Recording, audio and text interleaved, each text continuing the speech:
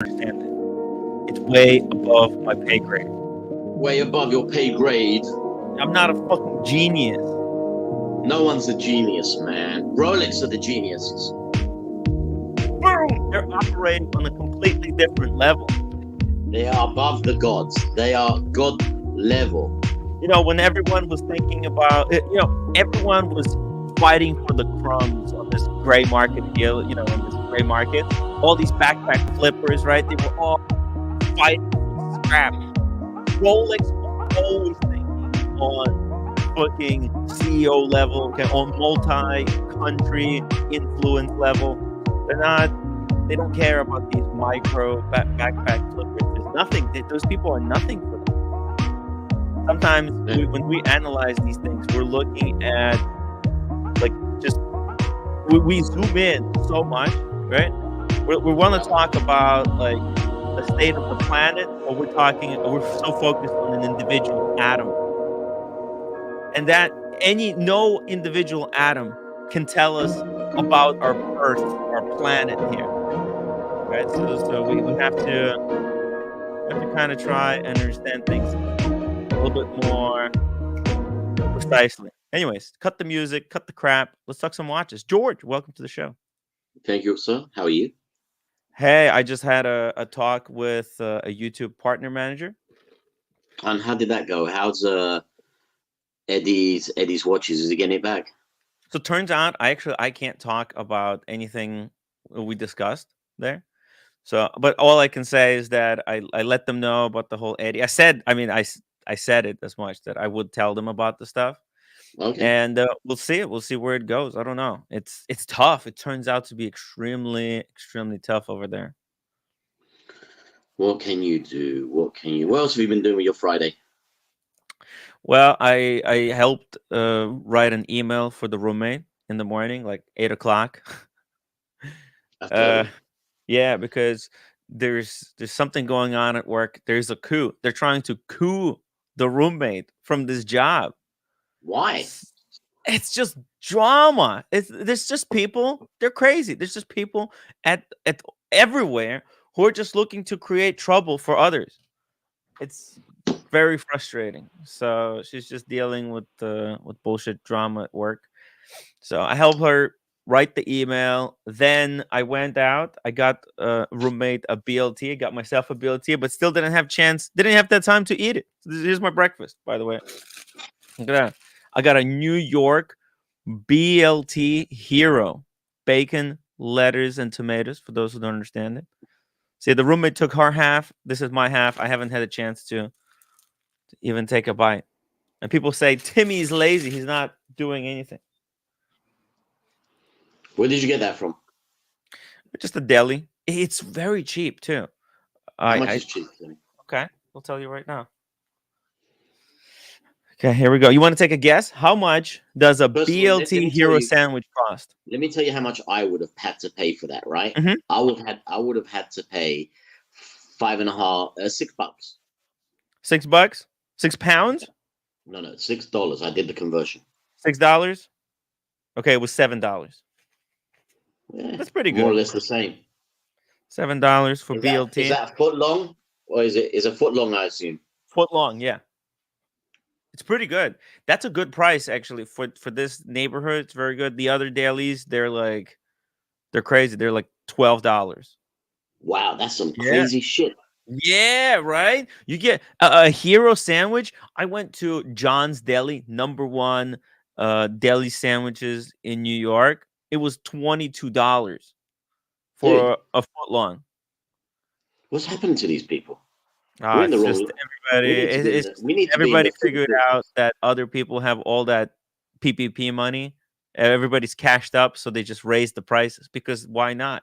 If people are gonna buy it anyways, right? Then they'll buy it for more money, right? If you're a deli owner and your clientele, they're gonna buy a sandwich for $10. Or they'll buy it for $20. If the prices, if they don't care whether it's 10 or 20, then it is what it is. And that's why they raise the prices. I don't like this raising and jacking up the price. The problem with it is they raised it kind of like when the Ukraine-Russia situation was happening because of the wheat and stuff like that.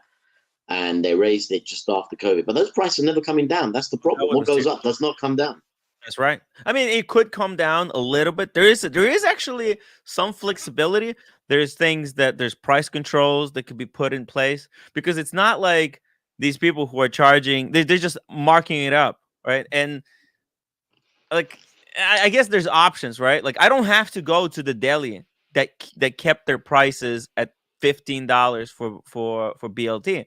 I'll just go to the one where it's 7, right? And I feel like eventually, like, there's no reason those other guys, they actually in the cheaper neighborhood as well here in Brooklyn, and they're charging more. So I'm never going there. But sometimes, like, some people, they're walking past, or they're lazy, or I don't know. It's just convenience, I guess, for some, and they just go and they pay double for no reason. Yeah, It's really, but hey, listen, it's all okay. It's all cool. We There's got two a question in the chat, Tim. Mhm. Let me find it. About a PRX from Space Ace, Damian Lillard edition. A PRX. Yeah, Tissot. It's a Oh Tissot yeah, I PRX. see it here. Space Ace. Tim's thoughts on the. Okay, let me just pull it up here. Damian Lillard Tissot PRX. Oh, it's just the gold one. I wouldn't do it. I wouldn't go for this one. Check it out. Oh yeah, I remember this. This is like this is what Nico Leonard wanted to create. Unfortunately, Nico Leonard, he ain't no Lillard Damian, right? And nowhere close. He's Can we get a close up of the only talent that Nico Leonard has is eating sandwiches. Come on now. Can I just say something about Nico? Yes. I don't watch the channel, right? But I watched when he did a review about he did the review with what's the guy he was slamming, the rapper, Rick Ross. Oh yeah. The review, I think the first review he did about Rick Ross, that was so funny. I don't know. I just laughing at him most of the time. You know, he's just a funny fucker when he starts laughing at himself and stuff like that. But I've never watched more than 3 minutes of him. But the first Rick Ross video he did, that was funny, I have to admit. But yeah, back to the watch. I don't know. I mean, look, he's got fans that bought them, so you know, what can I say? I don't think at the end of the day, how much did he make? 30, 40 grand on that? It was a quick bounce, so you know. This kind of stuff is just, I don't, because these guys are, Nico Leonard has dragged Cardi B through dirt, claiming that her watch is not worth anything. Those are not real diamonds. Those are not factory, right? So you can't be calling out other celebrities, people who they're not, their specialty is not watches and jewelry. You can't be calling out celebrities. Everybody knows. Tim, everybody knows in the hip hop game, right? It's quite accepted, right, to have bust down watches. Whether it be AP, Rolex, it's a given. They kind of created also that trend. They created the trend of bust downs. You know, people that don't understand what bust downs means, that third party stones put onto timepieces to make it look like factory, but Cardi B made her money through singing, right? She's a singer. She's a rapper, a hip hop artist. Who the heck is Nico Leonard? I mean, he is judging her watch, right? Saying, "Oh, this watch is not correct," blah blah blah, right? He's trying to say, "Hey, you should be getting watches this way," and then he goes on and literally does a much worse version. I mean, it's one thing to bust down, to bust down a watch. That actually takes a skill. It takes a craftsman. It does.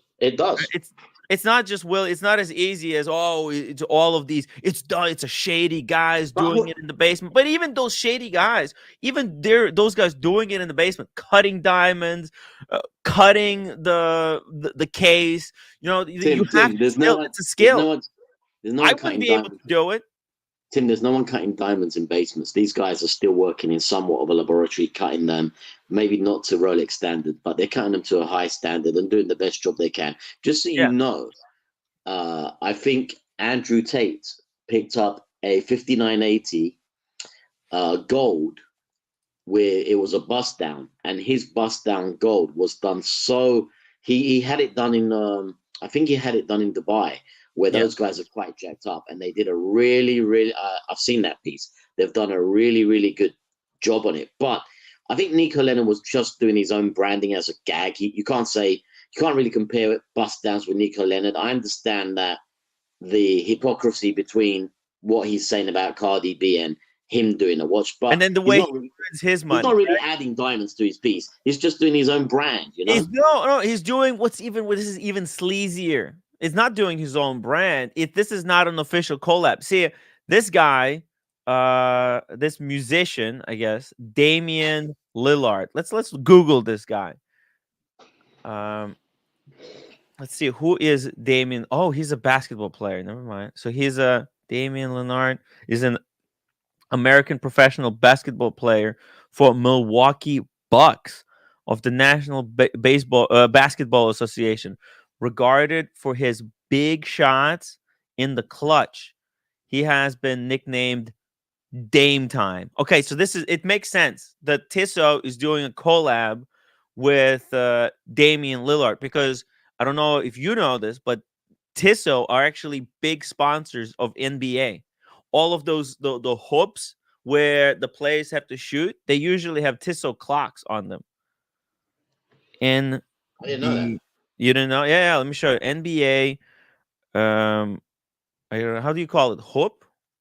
What is that thing where It's a hoop. Basketball hoop, right? Yeah, it's a hoop.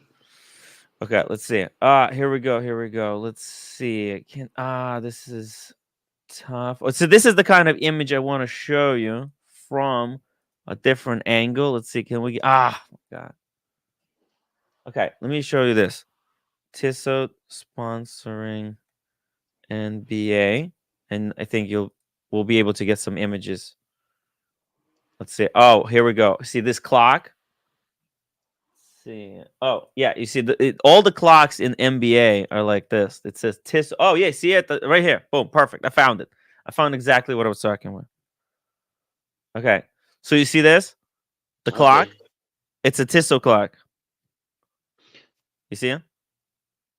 Yeah, I've never noticed that before. Yeah, it's a lot of people don't notice it, but they've been doing this forever. They're huge in NBA. So that's the collaboration. They're bringing a few NBA. You know what? I kind of think that the PRX was such a revelation to Tissot and what they've done that's put them ahead of a lot of things where they were kind of not relevant. They were there in the background, not relevant. They're a brand that's been around for a very long time, very long time. And to have done that PRX, I don't own the PRX, but it's a really, I think that's one of the best bang for buck pieces around. And I think they're going to keep it and carry it and evolve it. I think at some stage, I really think at some stage, they will produce it in a steel and gold. I don't think they'll go full gold, but it's such a success for them, you know? And it's good value for money. As it is, it's good value for money. I could see them doing a limited edition where they make actual solid gold ones. There's fans who would actually buy it. Believe it or not, there's even the people in community. There's a whole bunch of people that would easily like fork out 15,000 if it was solid gold. Imagine if they did PRX in solid gold, and let's say they priced it. I said 15,000. Let's just say 15,000.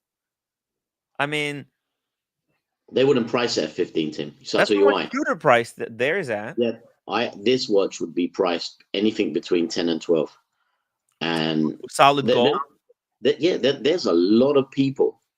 Do you know how many people I know that are big collectors that have got PRXs?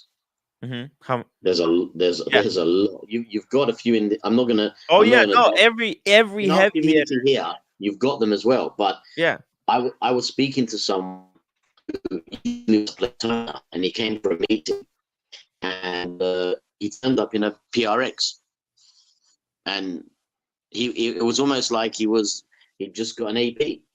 This is what I'm saying. Sometimes Yes. it's about the piece that makes you happy. It's not about the name, the label, and the price. If Oh it yeah. makes you happy, That's just and that's the what it is. label, the price. That's all. This is how we find ways to justify the higher price pieces. This is all they're kind of like excuses that we make for why this other one costs more. And people get, the watch sellers, they've gotten very good at selling watches for way more money that these watches should be to us. But like it's gotten ridiculous. It's the market has gotten too high. It's just too much. I think it's gonna have to be pulled back. There's no way that it can go But on like this. they can't pull it back, because if they pull their prices down, the value and the prestige and the image and the kudos that goes along with an AP, Rolex, what have you, comes down. How can But you pull it down? they It's not. could no, You but just they can't could do that pull it down, not in the way that you think. For example, they could pull it down by releasing new model and at lower pricing them prices. cheaper. This is what the AP did with the Coda Lamb 59, right? The new models that came out, they're at a cheaper price. So it's like an AP found a way to reduce the price. Yeah, they changed gold. Originally it was in gold. They changed it for steel. The difference there, but the amount that they cut in price is a lot. That's a same thing with the rubber bezel. Releasing a new AP with the like going back to rubber. It's like if you think about it, George, like there's no these prices, they're very arbitrary. They could make like that rubber. AP could have priced the new. Actually, let me bring it up on the screen. The new AP with the new rubber, they could have priced it at 50,000 and made it impossible to get. And you know what? People would buy it because if it was rubber bezel and it was really expensive, like double the normal price, some people would buy it because it's such a fuck you thing. Like, hey, you know, I could have bought the one with the ceramic bezel, but I bought this new high quality rubber bezel. But AP went back in price because they know that they push the prices too high. They have to come back down. And look at this. There's no rotating bezel. Like there's no internal bezel on this thing. They stripped it down. Because the other one was a bit busy. I think this is probably people prefer this type of thing. It's like as bare bones as it possibly can get. But this could have been priced. This could have been priced for 50,000. They could have if they wanted to. These prices are arbitrary. They are.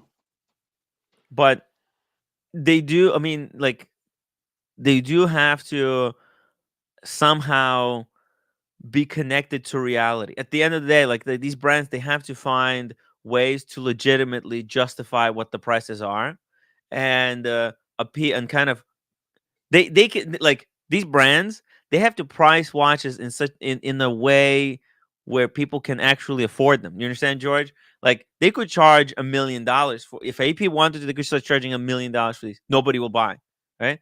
So AP they have to they're doing research, and these brands they know actually they act like Rolex. They know exactly how many watches they have produced. They know how many of those watches will come back to for service in the next 10 years. They have all these metrics. They know everything. They know how much an average punter out there has. They're doing research. They know exactly the price point they want to target, and they know how many customers out there that could afford watches at the price point that they're setting. a lot of people, they think like these brands are just outputting numbers without knowing where they're going, but like that's not true. Rolex, these high end brands, they've got they before they do anything, they do like tons of research to make sure that the stuff they're producing that will be produced in like 3, 4, 5. Some of the watches that Rolex is working now are not going to be released until 10 years later. So they're preparing everything in a lot more advanced way than we're assuming. Yeah, I get that, and you'd expect that. I'm kind of on the fence with Rolex because Hmm. I just don't feel the innovation is there in terms of materials, designs. I think they're kind of roping us in. Oh, we'll change the dial. We'll add a few diamonds here. We'll change the bracelet design a little bit, and we'll make it a little bit bigger. But essentially, if you own one Daytona, you're good. If you own one Sea Dweller, you're good. If you own a Submariner with date or without date, you're good. I mean, the big play right now, which I think is going to be focused on, is somewhat the GMT bezel. But if you think about it, why would you shift why would you shift monies into another GMT if you own one just because of a bezel? I think the times have changed now where people are so crazy about getting the latest piece. I think 2024 is going to be a year of people enjoying their pieces, because you can't expect that hard rush last year for all these people to have got their pieces to then have that again. It's financially not possible for everybody to do that. They're going to want to enjoy the pieces they got last year, and you can tell we're nearly at the end of March. How many unboxings have you had? Last year it was ridiculous, absolutely ridiculous how many unboxes were on this stream. And you can see it by this year. People they've got what they've wanted, or they certainly don't want to get another piece just because of a minor change. And they're just sitting back, eating popcorn and enjoying. And to some extent, people are selling pieces to, keep a smaller collection, etc., etc. But I don't know. I just feel that the Rolex thing about playing Jedi mind tricks us. Yes, we want that Daytona. Okay, everybody wants the Le Mans, but one, it's a shadow. Two, they've given them to key people, and it's overpriced at secondary market. So it's not a watch that I would go for. And I always say, if you've got a Daytona, whether it be steel on steel, steel ceramic, steel and gold, whatever you've got, that is a Daytona. That is an amazing piece. Don't get into the trap of having who. I was offered the new Panda, and I got the old Panda. Why would I do that? Why would I change it for slightly bigger and uh, just a different design? And I've got so much history with my Panda. The scratches on there mean things, and it's just, I love it. And why should I change it just because they made a few changes? Like, let's see what Patek do with their apparently new piece, sports piece, and let's see some What's of it their called? multi complications. Cubitus, right? They're gonna It, call it it, the Cubitus. who said that? That was apparently that's the trademark that Patek has filed for a name.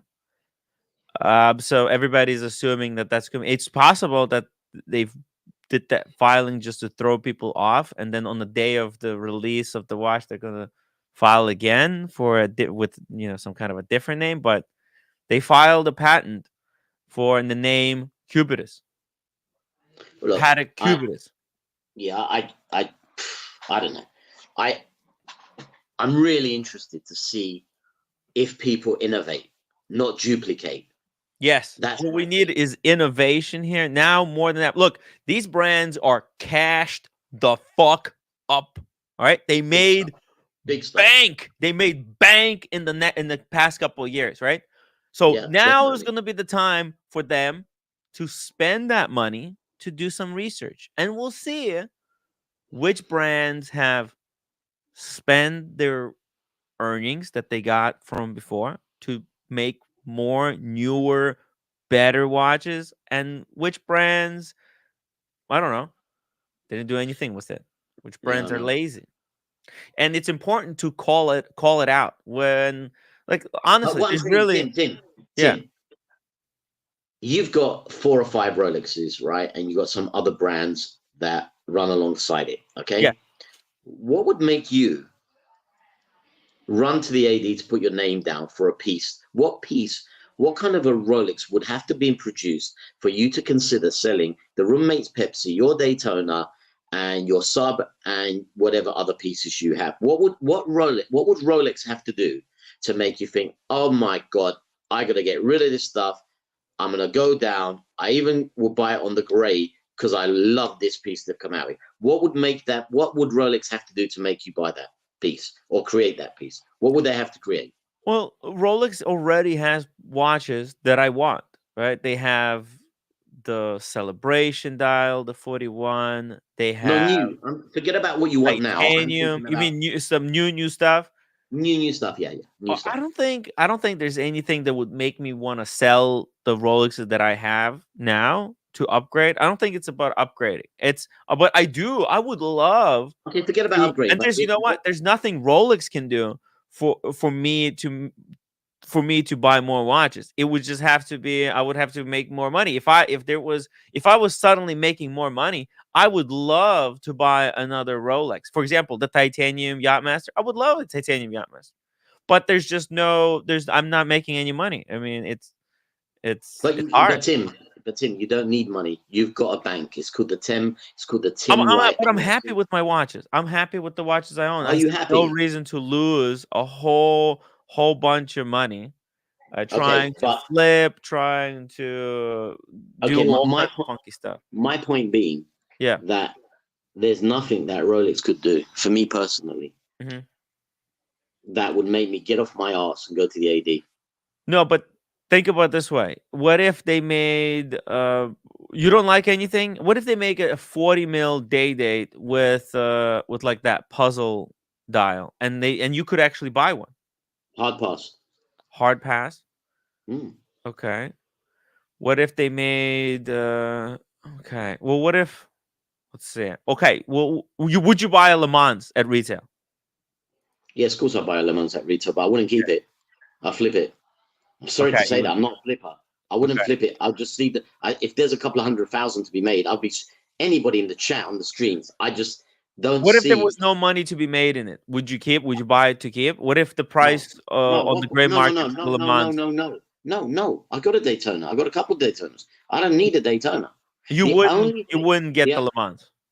not if there was no money. Well, I don't care about the Le Mans, but let me tell you something. For me, if they brought out a Daytona in titanium with a really special dial, yeah, that would get me excited. But there's not much they can do.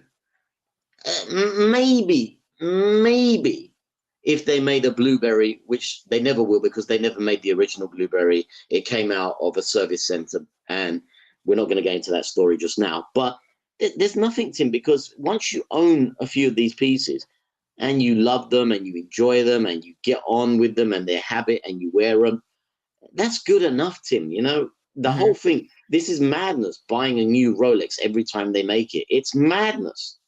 And I don't know. I'm a big lover of Rolex, but I think that it's got to the stage where they're trying to brainwash us and get the latest sub, get the latest GMT. No, a I don't watch. think the Rolex is saying that. I don't feel like Rolex is Well, saying they you are have to because they get are these Tim. things.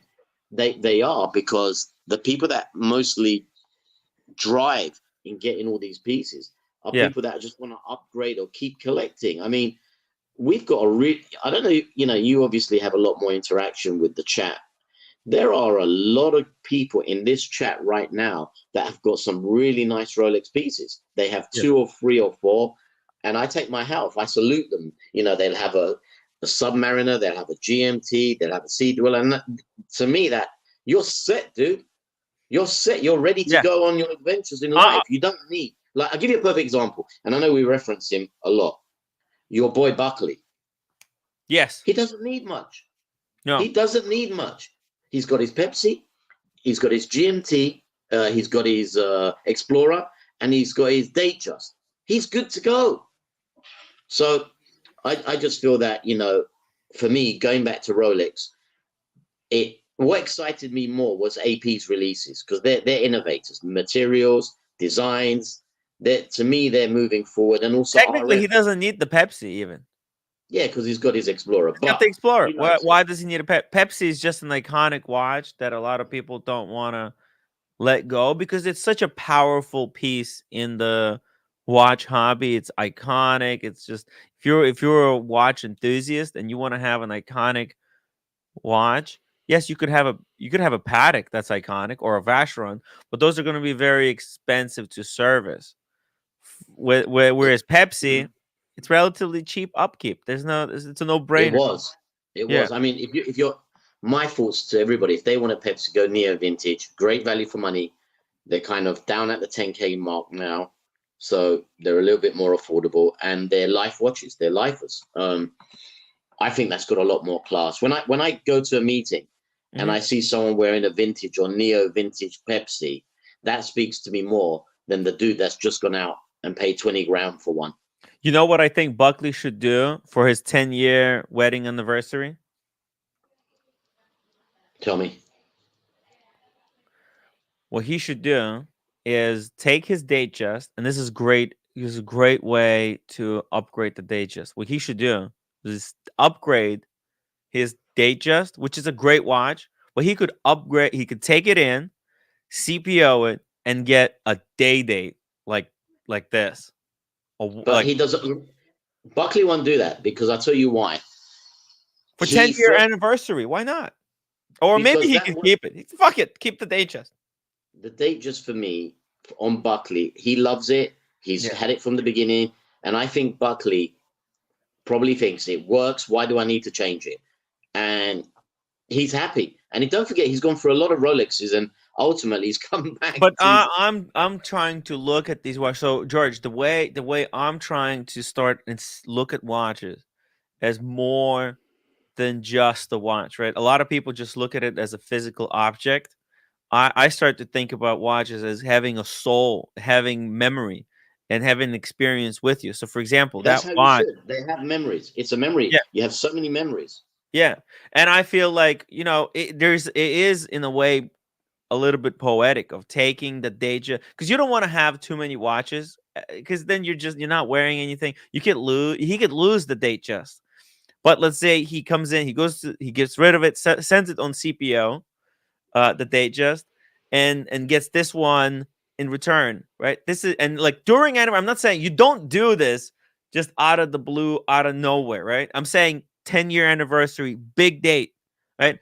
And in that way, he can in a way transfer the soul of that previous watch into this one, which is a much more powerful statement. It's a statement that hey, our relationship lasted 10 years. Now we're gonna keep it going even more. Now let's do it 10 years with this one and then upgrade this one to a platinum. You have I, to I I don't create think he'll do meaning that, for and I yourself. think I think you lose the meaning of having that from the beginning, and I don't think he'll do that. And he's kind of a little bit superstitious, as I've heard him say, where some shit has gone down and he hasn't had good luck with that piece, and he got rid of it. He Yeah. doesn't have emotional feeling for these pieces, but I just feel that that piece he's got is happy, it works, and it's one of his everyday pieces. Same as Boston wears his Explorer white dial. That he'll never get rid of that because it works. He wears it and he's happy. Uh, if you read the chat, there's a comment from No Endless Time, Tim. Wow. April 9th is the release, is the when Rolex is going to announce. So there's a possibility that a week prior to that, around April 2nd, 3rd, they'll have that teaser video drop. We might have remember last year when the teaser dropped, we had the leaks. We were the first ones to have all of those images leak somehow. I'm not sure how, but that was pretty cool. If anybody gets any leaks, send them to hello@timwright.com. Mhm. April 9th, Rolex release. Official. This is official. Rolex release. I should probably schedule a live stream ahead of time, just up front. Well, you need to be ready of the morning when they release that, and Mhm. maybe get in there first. But generally speaking, do you agree that last year was a crazy unboxing year? I mean, you were having maybe two or three, and I think at one stage you had 6 unboxings one night. So I think this year, and I know from speaking to panelists and people in the chat that there's a lot of people that are sitting back and maybe sold some pieces. They still got some good pieces, and they're enjoying life and they're enjoying their pieces. And I think that it was said on an earlier stream that the manufacturers, the watchmakers probably think that they're going to continue selling at the volume they have, and they're just going to have a little bit of a lower sells out. But I do think this year's all about enjoying your pieces. I mean, I don't know what to say. I'm a little bit on the fence with this, and from my personal view, I need to start every day wearing pieces and not just buying pieces. Shout Yeah. out to Vimal in the chat, dude. I'm buying you for your Christmas present 8-ounce boxing gloves. All I need your address in Canada. Vimal, I'm going to sign the boxing gloves as well inside, so you got more luck. Hey, hopefully Vimal did not take any offense. Yes, from yesterday's debate, it was. He's a grown up. He's a grown up man. I'm sure he didn't. I mean, he's a grown up lad. Yeah, I think so too. He's and he's been watching me for some time. I don't think I think he knows me. That listen, it's just how it is. It's triggering. I really get triggered when people say things not how they went, especially when I was there and I know how things went down, and it's just it's something that triggers the shit out of me. We're not going to go into any. We're not going to be doing any. No. We're not talking about. We're not talking about. I'm just saying broadly. This is something that But that I everybody's got their noticed view. about myself.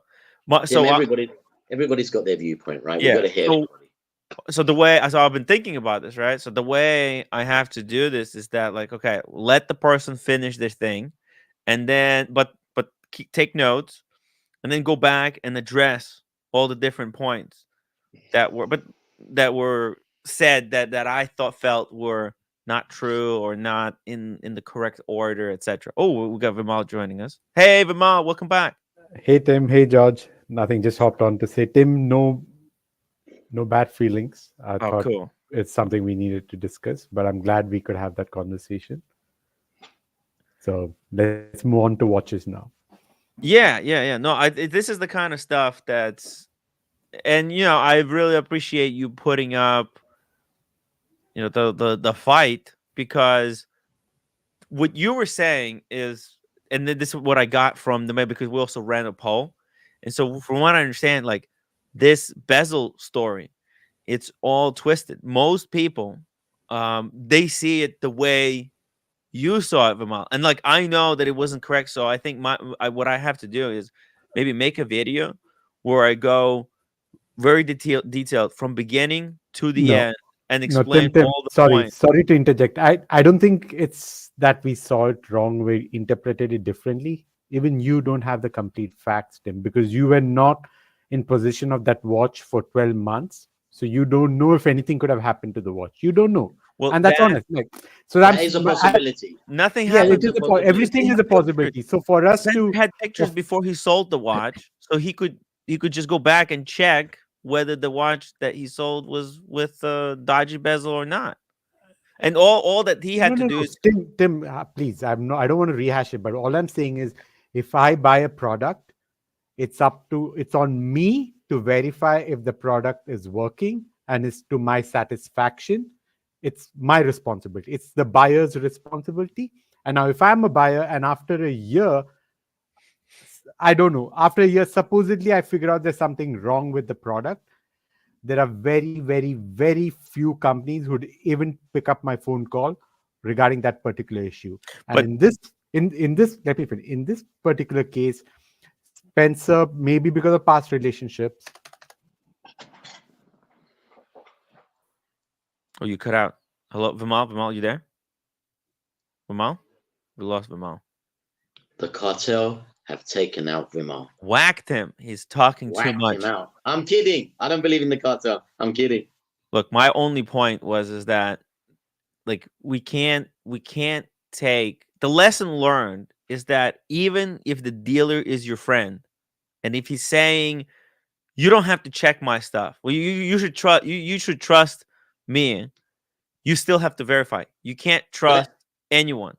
But that's my point. Yesterday, we're trying to help this young gentleman out, David, and shout out to David for coming on and letting us talk about his experience. But yes, you know, I've got to drop off some pieces to somebody I've been dealing with for 15 years, Tim. Right? Yes, 15 years. Traded a lot of money between each other, and I don't trust him enough to send the pieces and for him to wire me. So I physically got to take a ride on a plane, go to this specific country, give him the pieces, and wait till I see a physical wire being sent to my account and being received before I release the watches. I don't trust any of these watch people, because if they've made a mistake for whatever reason, I'm not going to be the grandson of that mistake. So I'm always doing my homework. yes, And that's the way I do it. And this is someone that I've been trading with for over 15 years. So yes. why would I ever trust a random guy who's Trust got a shop? but verify. Trust but verify. In the There was no O'Shea verification. situation, it was the he trusted blindly. He didn't feel like he had to verify. Tim, the only verification is me going with my little kit and opening the back of the piece and checking serial numbers and checking case numbers, looking at the case. We're talking about Rolex only now, and seeing if the serial number has been rehashed, seeing if there's there's lots of telltale signs. We're not going to get into it, but You're a what professional. I'm trying to say, You're a professional. I'm not a professional. I'm not. I've just had the experience. I'm not a professional. But what I'm saying is that's that what makes you a professional. Having the experience is what makes you a professional. Maybe, Tim, that's maybe. how I but what my point being, Tim, I was offered. I was talking to Boston a year ago. I was offered a Platona, right? Mm-hmm. And I had to go to Holland. And I said to the guy, look, can you send me images before I get on the plane? Can I do this? Can I do that?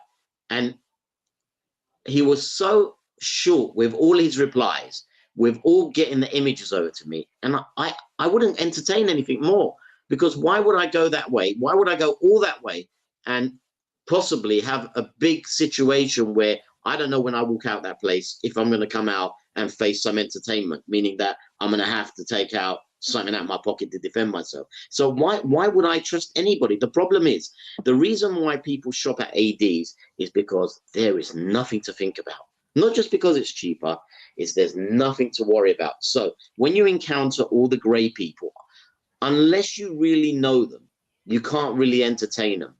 And on top of that, because I'm a little bit of a bizarre person, I still would do my homework.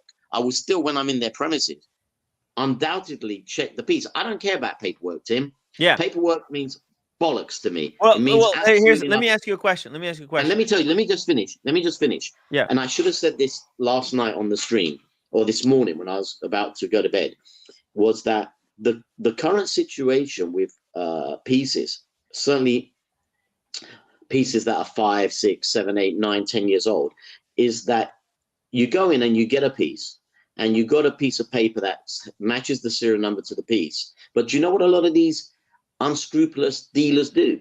They take out the movement and they put a clone movement in, and then they take the original movement and they put it into another piece, which is a clone case dial. So if you like, they're creating two pieces with one. And that's the problem at the moment, you know, and even the paperwork is cloned.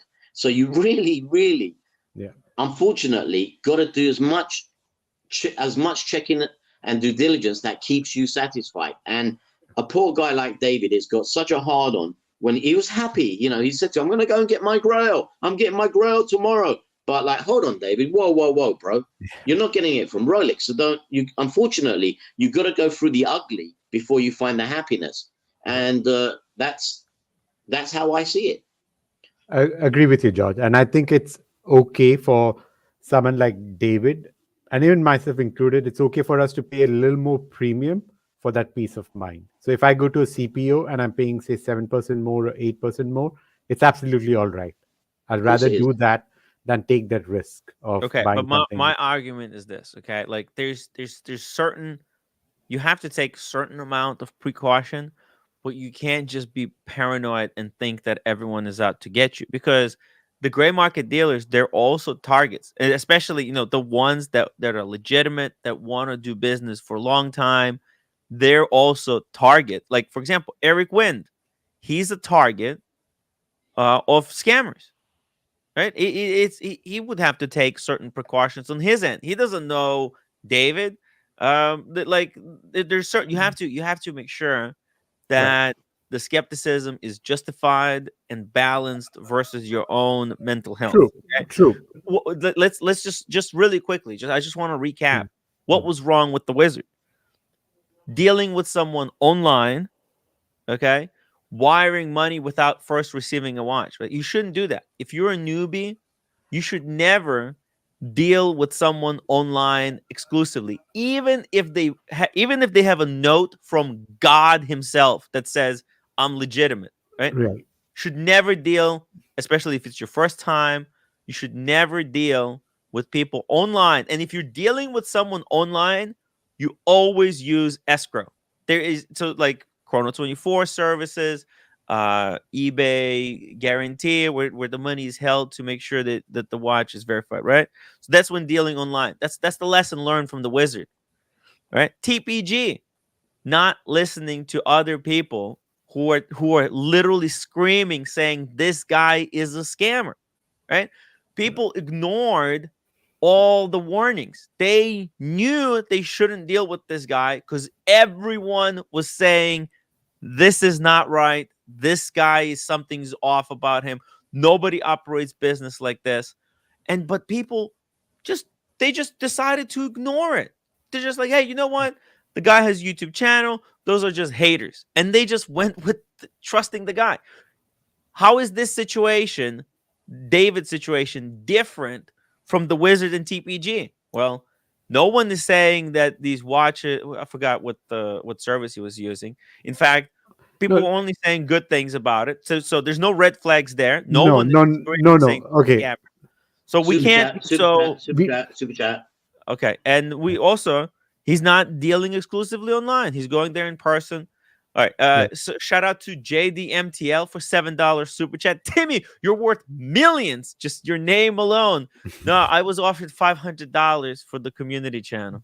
It was like, okay. Uh, You got a few more to me. oh, yeah. OC91 $2 super chat. Vimal, aka Tyson, aka Neo, aka Pitbull, aka Gangsta. Thank you. OC, you got a lot of respect yesterday, Vimal. Jose B, $5. Whenever I give someone else advice on purchasing something, I tend to be more cautious than I might be if I was buying.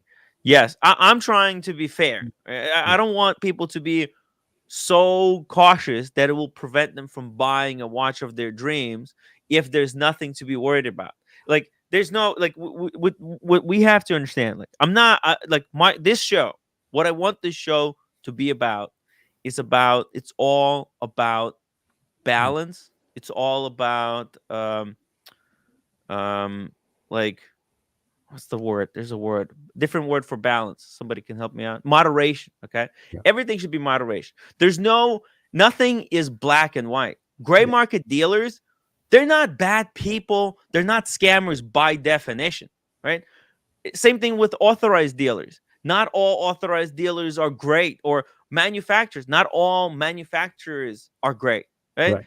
There is bad manufacturers, there are bad authorized dealers. There are bad gray market dealers, Correct. and there are good. It's like everything in life has good and bad players in it.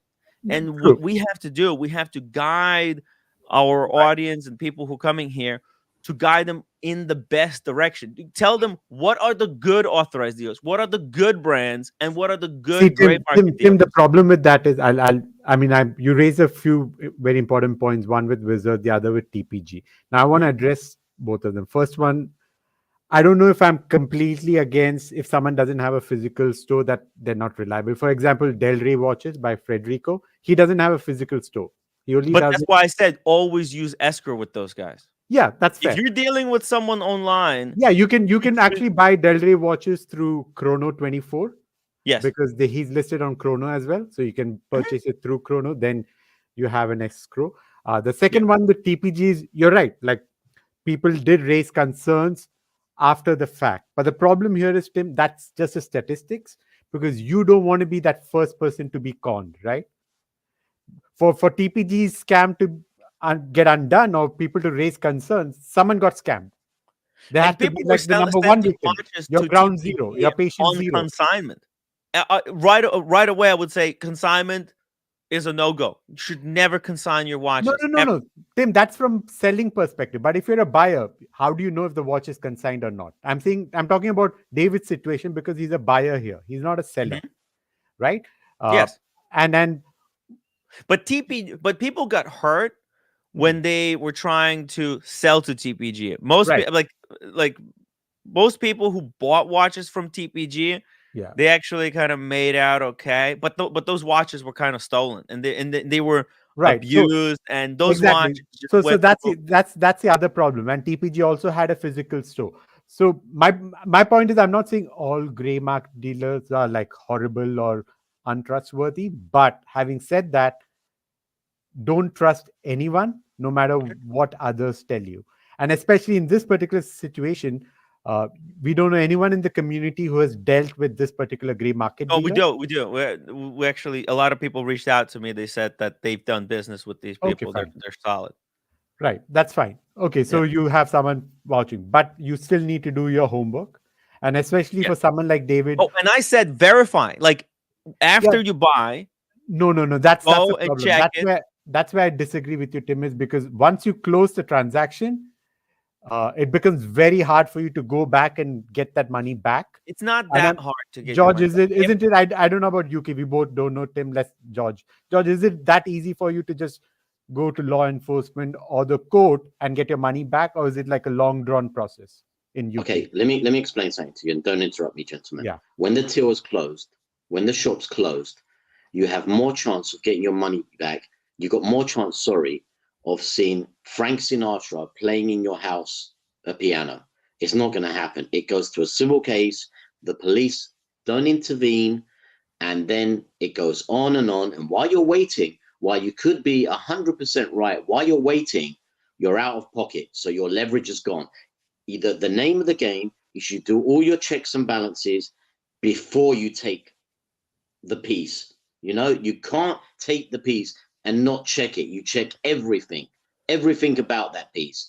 It's like buying a car. You look under the hood, you look for rust, you look for everything. Why would you take the car straight away? I mean, if you're not going to look after your money and your due diligence on looking at that piece, who's going to do that? You have to use all the abilities to make sure that everything that's described is what you're getting. And if you pay and you don't do that, well, I'm sorry, you're to blame as much as the person that sold it to you. But You've that's got to to check assume. everything. But George, that's to assume that the dealer is going to say you will not take it back. Have you ever, for example, so George, have you ever? You're relying on him taking it back. Why would you rely on him? No, being but in a they have position- policy. They have policy that if it turns out to be like if he didn't open the case back, let's say he's going to buy that Daytona, right? Let's say you would assume that gray market dealer has opened the case back, correct? But you know what? You leave a lot, Sim, to assumption. Yeah. If you assume he's done that, but what do you know? Okay, right? so let's run a hypothetical. Hold on. Let me just finish, and then we can continue with your narrative. I know a vintage watch guy, right, that has had 3 1680s that have all had refinished dials and that have had replacement bracelets, and because he's been slammed with this and he's had to pay 10 grand thinking they're worth 20, 18, he's selling them at cost. And because the guy's an honorable guy, he's telling his client that this watch I'm selling, a 1680, has had a refinished dial, and this is what's wrong with it, and this is what's wrong with it, but I'm selling it at my cost. And because he's an honorable person, he's telling the customer, this is what's wrong with it. But what I'm saying, when he bought them, until he did his homework, he didn't really know, because you've got to understand, they're running a business. They haven't got 100% time to check every single watch. So one or two may slip through. So because they haven't done their research and they haven't done their due diligence, you may suffer. Don't wait for anybody to check your pieces. Do your homework, unless you're buying from the AD. That's why a lot of people, when they buy from the AD, they don't give a shit, because they know that if there's a problem with a dial, if the bracelet has a skewed link, you know what's going to happen? They're going to go back to Rolex and go, I've got a problem. Rolex will help them out. And that's the difference. You've got to do your own homework. Sorry, Tim, you can... oh, it's all good. Hey, we got Buckley on here. Let's see what maybe he wants to talk on regarding this whole situation. Buckley, welcome to the show. Hello. Yo. By the way, you're coming to dinner? Tomorrow. Oh, you're on tomorrow. Okay, cool. I don't know what tonight is. Tonight sounds like some Illuminati type shit. I don't even know who's there yet. I was too busy with Forbes. I don't even know where it is. I have to text OC when this whole thing is going down. No, I don't know anything about it. I wasn't told anything about it. I think you got to be high up in the Illuminati to go. Jesus Christ! I don't even have any money to.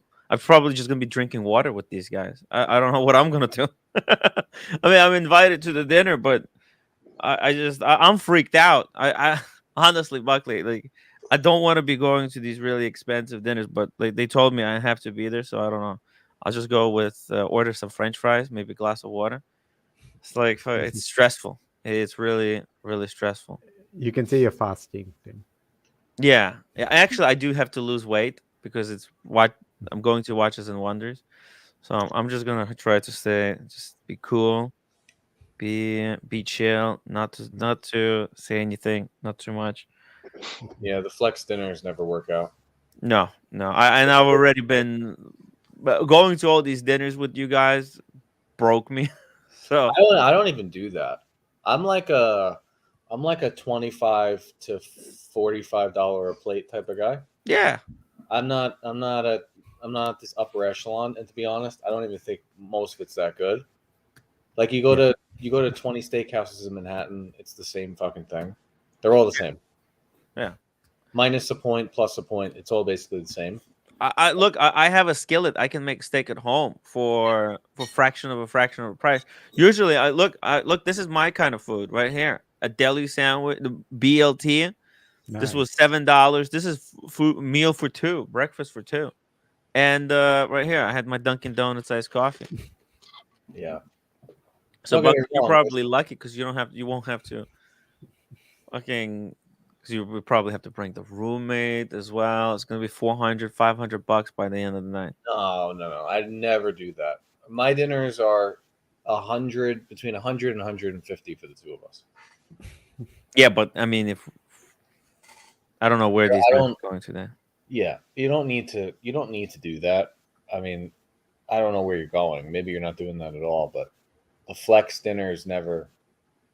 Some of them work out, but most of the time you're over. They don't work out for me. Never. It's always a disaster. So, and sometimes the guys help me out a little bit, but it's like it's been expensive lately. So I just try to stay off. Let's talk about this thing, Buckley. What thing? This whole dilemma here with David. I don't know if you watched yesterday's show. Okay, so yeah, I watched it. Yeah. What is your take? Is the guy, because I'm thinking, and I don't know, it's just I've been on the side where, look, let's not be so judgmental. Let's be a little bit more open-minded. It seems the situation does not seem to be similar to that of the Tugger or the Wizard. So, but give us your take, Buck. There's a few people I'd listen to when it comes to buying a pre-owned watch. One of them is on the panel. The other one is usually in the chat. Both of them said, take precaution, do this, or don't do it at all. And I would side with them because I don't know enough. One of them is George. One of them is Boston Collector. I would do whatever the two of them tell me to do. Yeah. Whatever that was. I didn't hear a lot of what George said to do, but that's what I would do.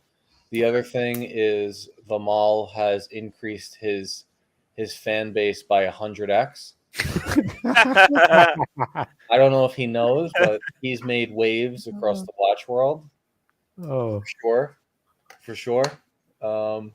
Hidden talent, Tim. It was an incredible show last night. Oh, It it was- was fantastic. It was like watching. It was like boxing. I felt like I was boxing with Vimal. I Seriously. am all for the chaos, and I just want to watch the world burn. So you should never go by what I like. Like, people are like, I'm leaving because Tim's yelling. I'm like, I want him to yell louder.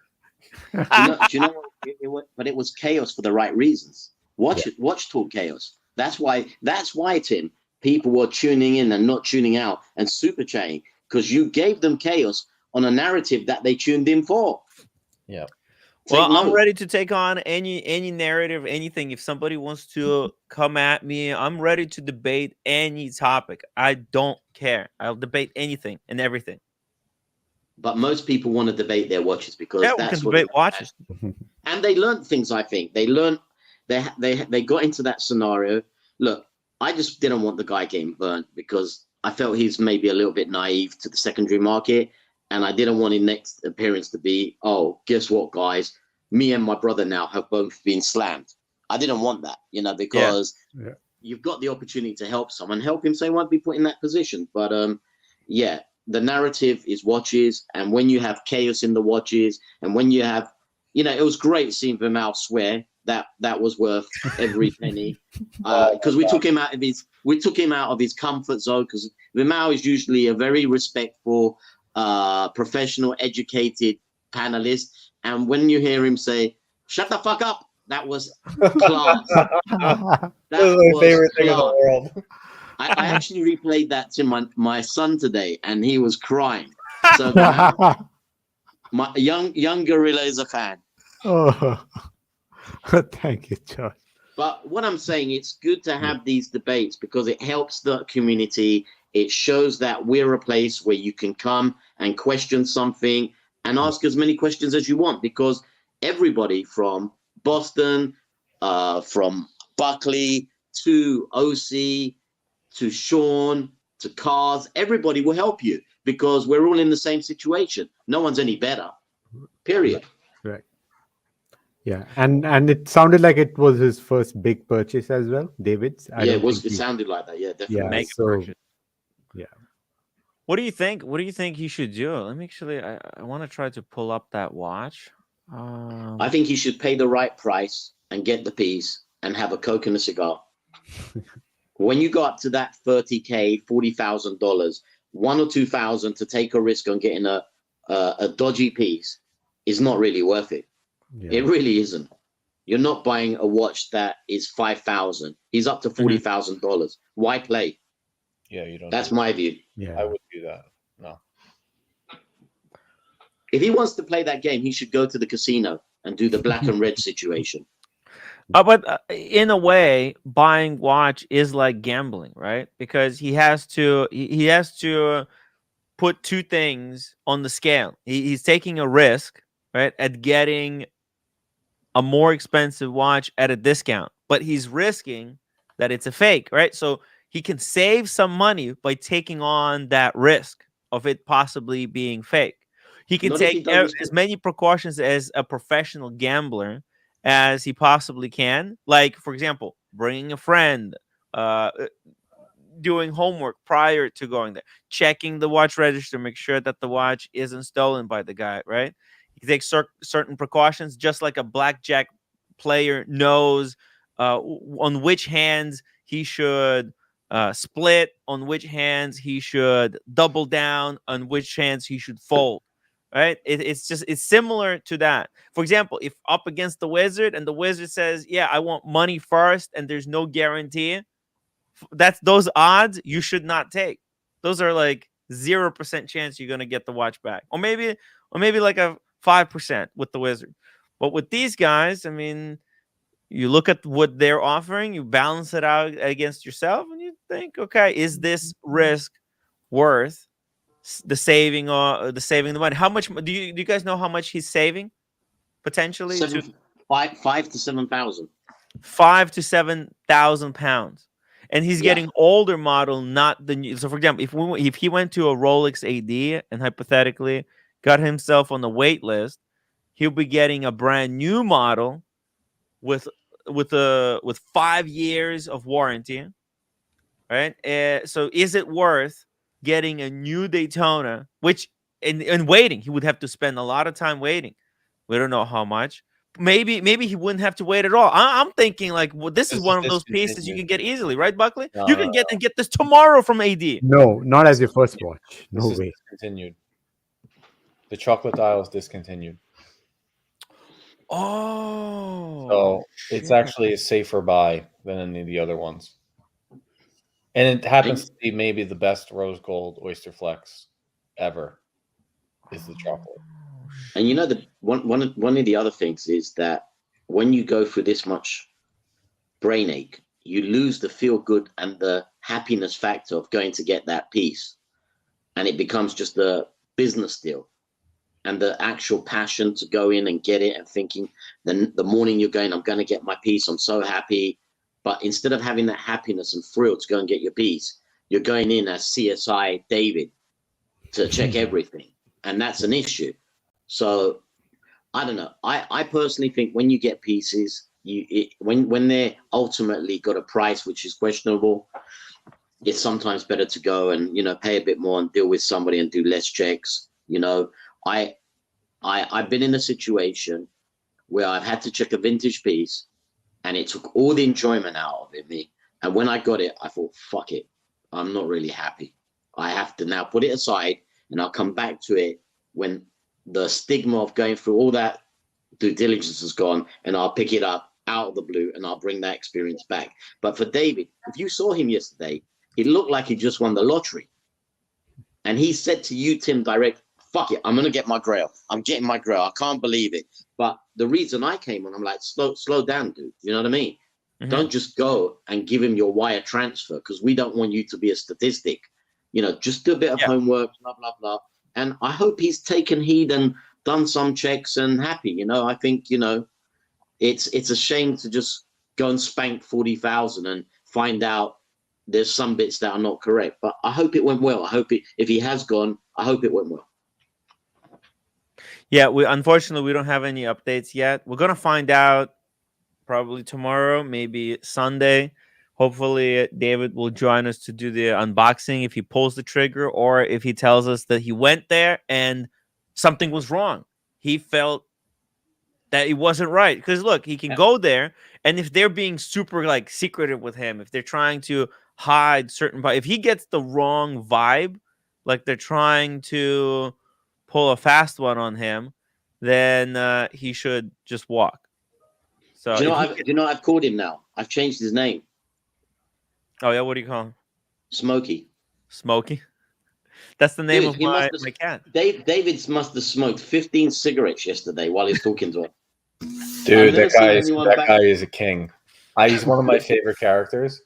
You had two, like, he's a return character, so is Bamal, but the two of them really shined last night, because that guy was taking phone calls, chain smoking like a savage. And then you had Bamal turn up. He was turning up on you so hard, and that line he said, I think he said, "Shut the fuck up, bird brain." Oh my god.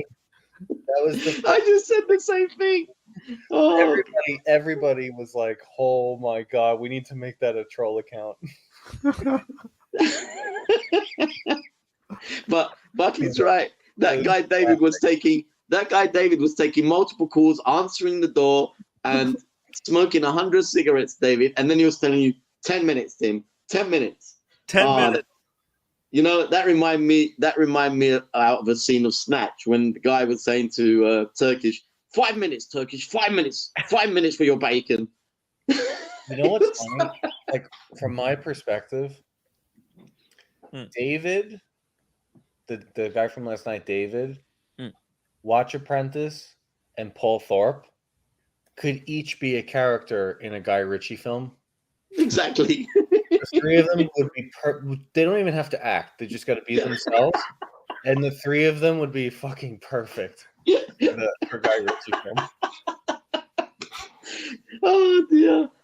Oh, I'm actually crying, Buckley, because it's so true. They wouldn't have to do much acting, just being themselves. They could just be themselves, and we could film a 20-minute scene of them sitting at a deli having a sandwich, just talking.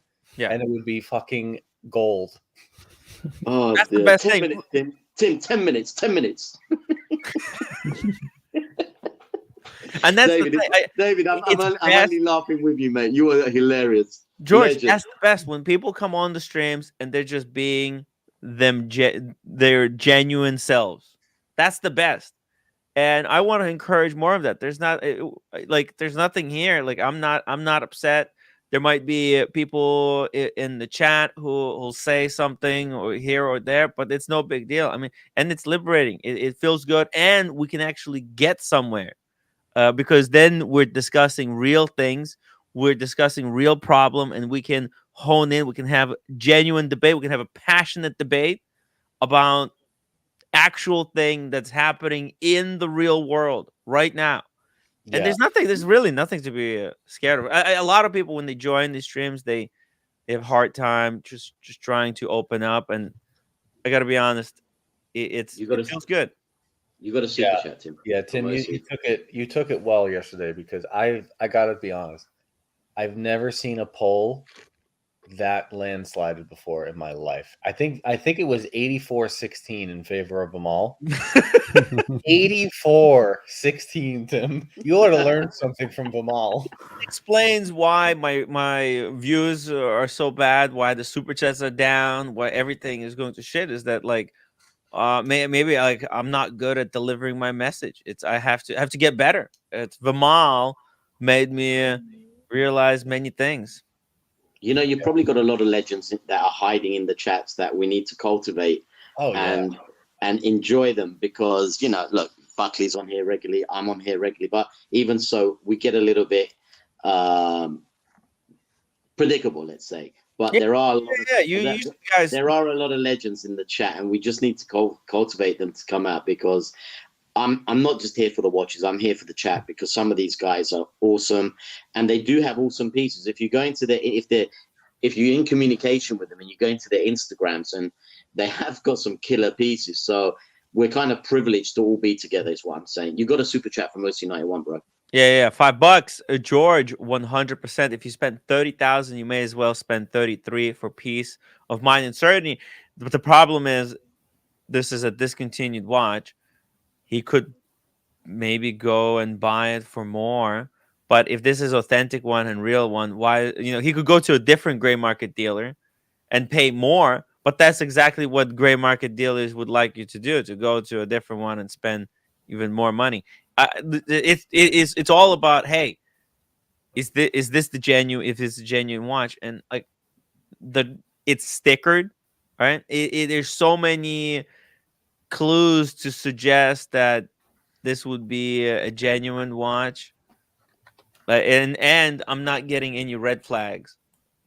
I mean, I don't know. It's hard. I don't think in this situation it doesn't seem to me like it will be worth spending more, because I spoke to some people who said that they shopped there. I mean, we saw the Trustpilot reviews.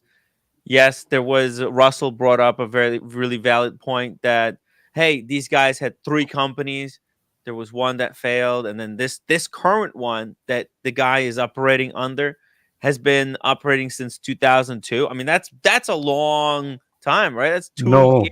1.5 years, Tim. 1.5 years. That's actually really long time for these gray market dealers, and it was started post the downturn.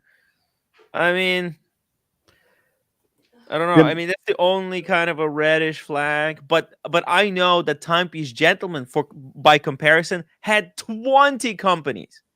Timepiece Gentleman had freaking company after company. He was opening a new company every single day. So like 3 companies. It's like even Paul Thor. BQ has multiple companies. Did you know that? They operate as they have a BQ Limited. They have a BQ LLC. They have like multiple. That's companies. quite common, Tim. That's quite common, because you may be buying. he may be buying X amount of product through one company to sell trade. He might be doing a retail business through one company, and he might be doing an online sales for another company because he Right. doesn't want to show too much profit in any one company and pay too much tax, whatever the reason is. But Yeah. that's quite common. So Quite that's common. why it wasn't really a red flag for me, because I know that No, BQ has multiple companies. no, but Tim, when Yeah. when was BQ founded? 2022? No, right? Uh, It's a much older company. no. Hold on. Actually, it was refounded in January, like literally this year. Did you know that? What do you mean refounded?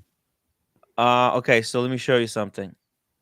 So, okay, so this is the like a UK website. Oh, no, right? that's registration. No, I'm talking about Okay. it- Look, it was dissolved on January 2nd, 2024. Incorporated in 17, yeah, dissolved, right? And then they started a new one in January like 3rd. yeah. Like, So no, that's because it's a limited liability partnership. So maybe someone in the partnership wanted out, or that's different. No, that's not what I'm saying. I'm saying the physical operation of the business. It's been around since 2017. okay, but this one was there's stuff that happens in these businesses, right? And this one, this BQ watches has been dissolved. Like that's the thing, right? So if we're gonna say that, No, hey, no, Tim, you're shouldn't not trust, understanding the point. This is yeah, just a legal doc about registration. I'm saying the physical store of BQ watches. It started in 2017. I'm not saying the underlying who the ownership is, because companies start off with but multiple that's what partners. If Russell one person wants to leave the business, then they re-register, taking that person out. All of that happens all the time. That's not what I'm saying. I'm saying BQ watches as an entity has been in operation since 2017, right? While this other company, uh, everyone says has been in operation since 2022. And as for the Trustpilot reviews, you can look it up online. People can buy Trustpilot reviews. It's no big deal. It's I know. absolutely, yeah. You Well, can, okay, yeah, I know people buy no, Trustpilot, because my Rolex AD, but who's been around for 20 years, has only about 900 Google reviews.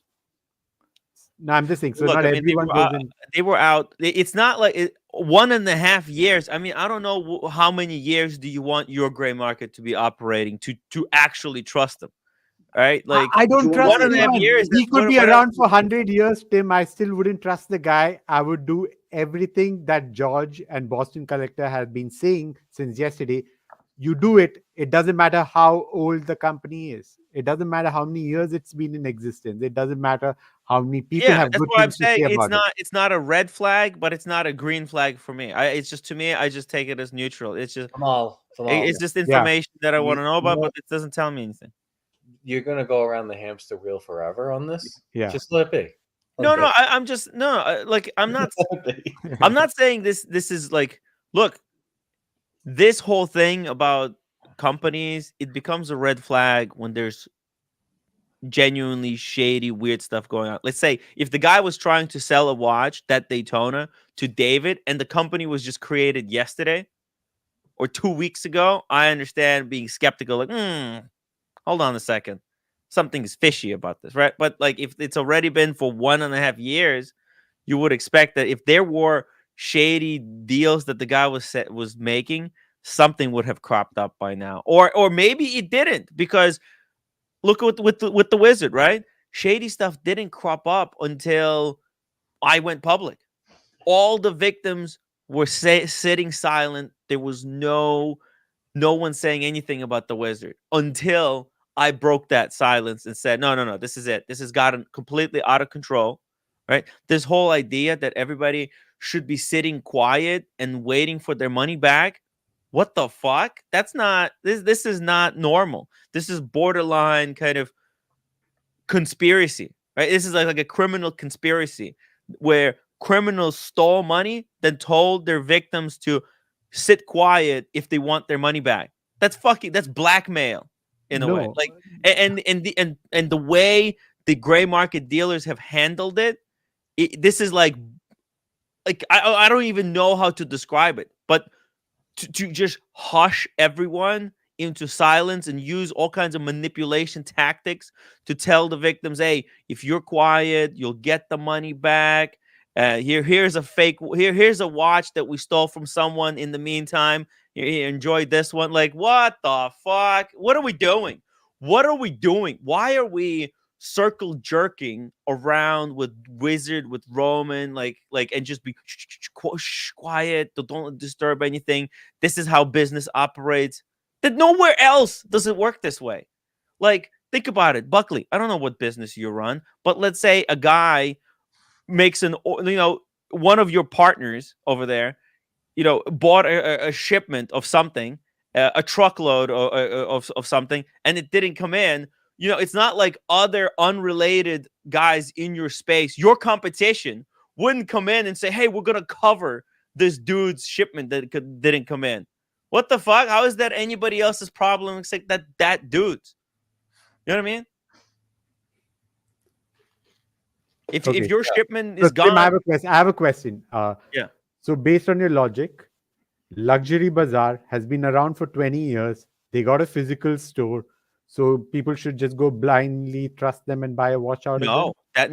Why not? Why not? Dude, what is my logic? Where was my logic? Are you actually using my logic, or are you are you just straw manning my logic? Because my logic was, if you're buying from Luxury Bazaar, use escrow.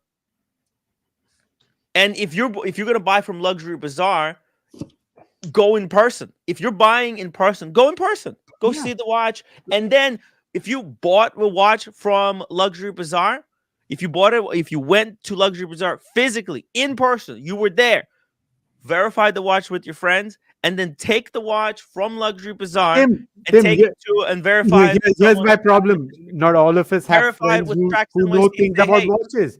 Not everyone has friends who are watch experts. Well, my logic. But you're misrepresenting my logic, Vimal. My logic is not to go blindly buy anything. I never said. When did I ever say go blindly? Why are you saying that's my logic? You laid out. You're 4 or 5 conditions. Buying logic. If those 4 or 5 conditions have been met, then you should be at ease doing the transaction. My point is, it doesn't matter how many conditions are met. The only thing that matters is you have to verify the watch is authentic. And if you're a newbie in this industry, like I am, like David is, there is no way in hell we can detect a Franken. It's beyond our skill set, and we need to accept that. And it's okay to go to a CPO and pay that premium because we don't have that skill set to verify that particular watch. And that's okay. Not everyone is a watch expert.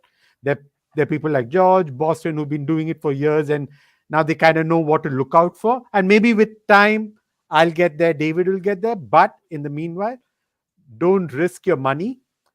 No matter what checklist you have, just go to the Rolex CPO, pay that damn premium, and so you can sleep fine at night. That's all. That is my answer to this question. Well, what is my logic? You said my logic. No, your logic is I can't do it anymore. Next topic. Okay. Next topic. How would you buy, Buckley? What precautions would you take when buying from a gray market? Buy from European watch company. Next buy topic. From European. But you buy not just from European. You also buy from collectors. No, I sell to collectors. Oh, you only sell to collectors. Yeah. Why don't you buy from collectors? I don't like buying pre-owned Rolex because they're usually more expensive than retail, and I only get deals. I don't buy things over. I just can't. My ego can't handle it. But now that most of the stuff is below, I would still go to pay a little bit more from a reputable gray market. Would you buy from Roman? No. You would just completely cut him I out. wouldn't buy from Roman because I don't like him. Not because he sells fake watches. I just don't like him. But if somebody came to you and said, "Hey, I want to buy from Roman," yeah, the watch would probably be fine.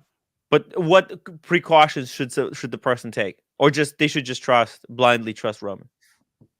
I just wouldn't. I mean, I don't know. I'm not gonna. You don't vouch if you don't know. I don't have the answer. I just know there's only a few places I'd be comfortable buying a watch. One of them is European Watch Company, David SW, and Nashville Watch. That's it. Fair enough. There you go. That's it. And then that's also because because we've seen some of the big collectors shop from those places. So So you can kind of Yeah. be assured that, okay, if it's good for them, it's probably okay for me too. Yeah. But that's the point. There needs to be a track record of big collectors having dealt with that particular dealer. Yeah. And But they're there to... previous track record doesn't mean the No, future. you still do your homework. You That's still what do your happened with the homework. Wizard seemingly had Here's all accounts. something to look at. Here's something to look at. Has the dealer popped up since the hype started in 2019? If the answer is yes, you need to look at them way harder than people who were here before. People who were here before didn't need to resort to half the things the newbies have to do. I would never ever buy That's a so watch. correct. That's so correct. I never used to do this much shit. He's 100% right. Anybody who follows the TPG format, I would never buy a watch from. That's Roman. I would never buy a watch from Mike and Josh. I would never buy a watch from Wolf Brother, whatever the fuck they're called. Woven, yes. I wouldn't buy a watch from anybody who's trying to market that hard, following the playbook of rent a Lamborghini to look rich and host events you can't afford to attract the clientele. I would never buy, because the fakes are going to go to them and they're not going to be able to see it because they're too new. I would never ever buy a watch from any of those guys. That's so true. Exactly. Well, that is exactly because those guys, those Lamborghini driving sellers, they're basically crooks. I mean, 99.9% of them are gonna end up somehow scamming you. It's just because they don't represent. They're not representing a true business. They're representing a lifestyle. They're trying to get you hooked in, and then they're gonna slam you in the backside. No. They're manipulating you into Same thinking shit. that they're legitimate by showing you fancy cars. It's like literally like if they can't prove to you that they're legitimate through other means, if they're using Lambos to, because Lambo, it's like a fucking look, if somebody can afford a Lambo because they're doing well in business, that's one thing. But if they're using that Lambo to hook you to do business with them, and that's the only thing that they're using as evidence of them being legit, then it's a Lambo is actually a red flag. You should stay away from people like that. Yep. Speaking of red flags, Tim G, welcome to the show. You're very much so a red flag. How are you? Hey. So basically, I buy from like a dozen gray market dealers, and I've been dealing with about 5 of them for about 20 years. So that's a pretty good reputation. As a matter of fact, I find out that Boston has sold from one of those. So if you want me to go through them, I'll be happy to. But basically, it's your typical whatever. They've been around. So European watch company, absolutely. That's one. Believe it or not, watch box, 2. So they're going to give you a premium. They're not going to give you, I don't know, Buckley, if they gave you a good price for a watch, but they quoted me when I was trying to sell a brand new, which unfortunately I didn't want, a no date sub 2023 month old from last year. They only would give me $8,000 for it. So I turned that down because they said that they claimed they had too many of them. So European watch company, I bought my FP Journe from them.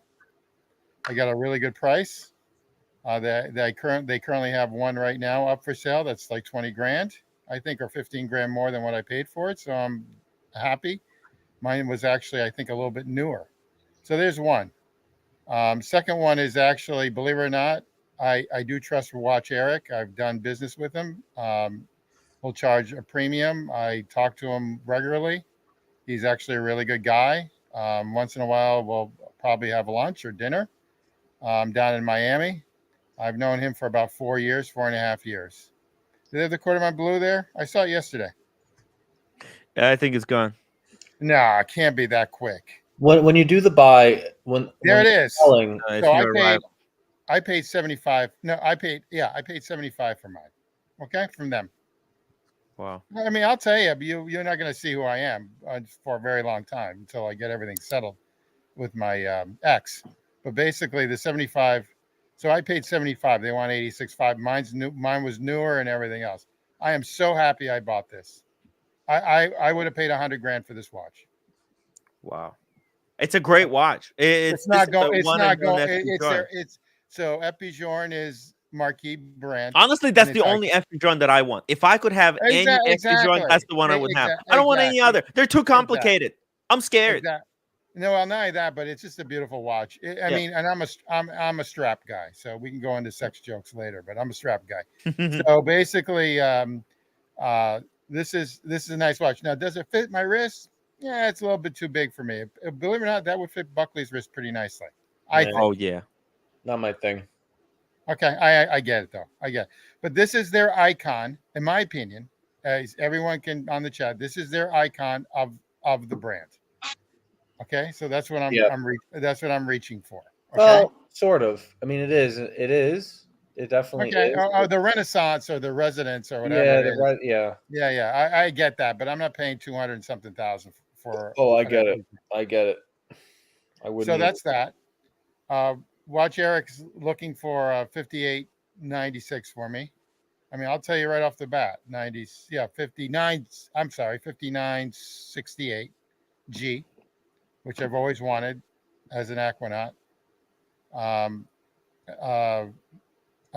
looking for a 16202. So there's a very reputable company that Boston and I use up in New Hampshire, and I've been using them for 20 years. They were in Boston and they moved to New Hampshire. The kids took over the business. Ooh, Called Duggan, Duggan. Duggan. Really, really excellent. They Duggan, you can Google them and find them. Duggan in Nashua, New Hampshire. What's nice about them, unlike European Watch Company and Watchbox, you don't have to pay tax. So they send and ship, or you pick it up in New Hampshire. You come up to Boston, it's like Buckley going from where he lives into New York City. So it's pretty easy. Yeah. Then there's another company, another guy that's sort of new, but I actually trust him.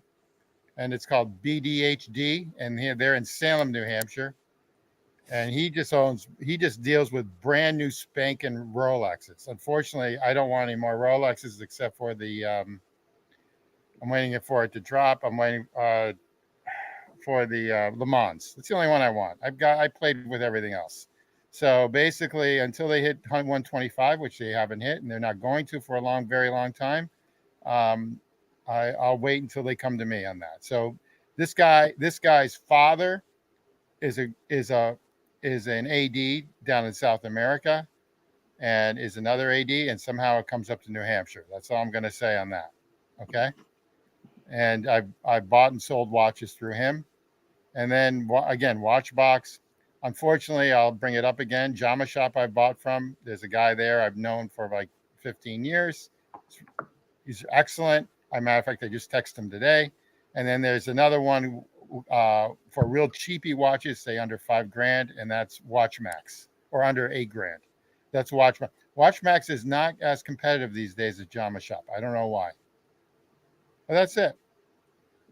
Now, what would you recommend when it comes to like David's situation, right, where he's going to?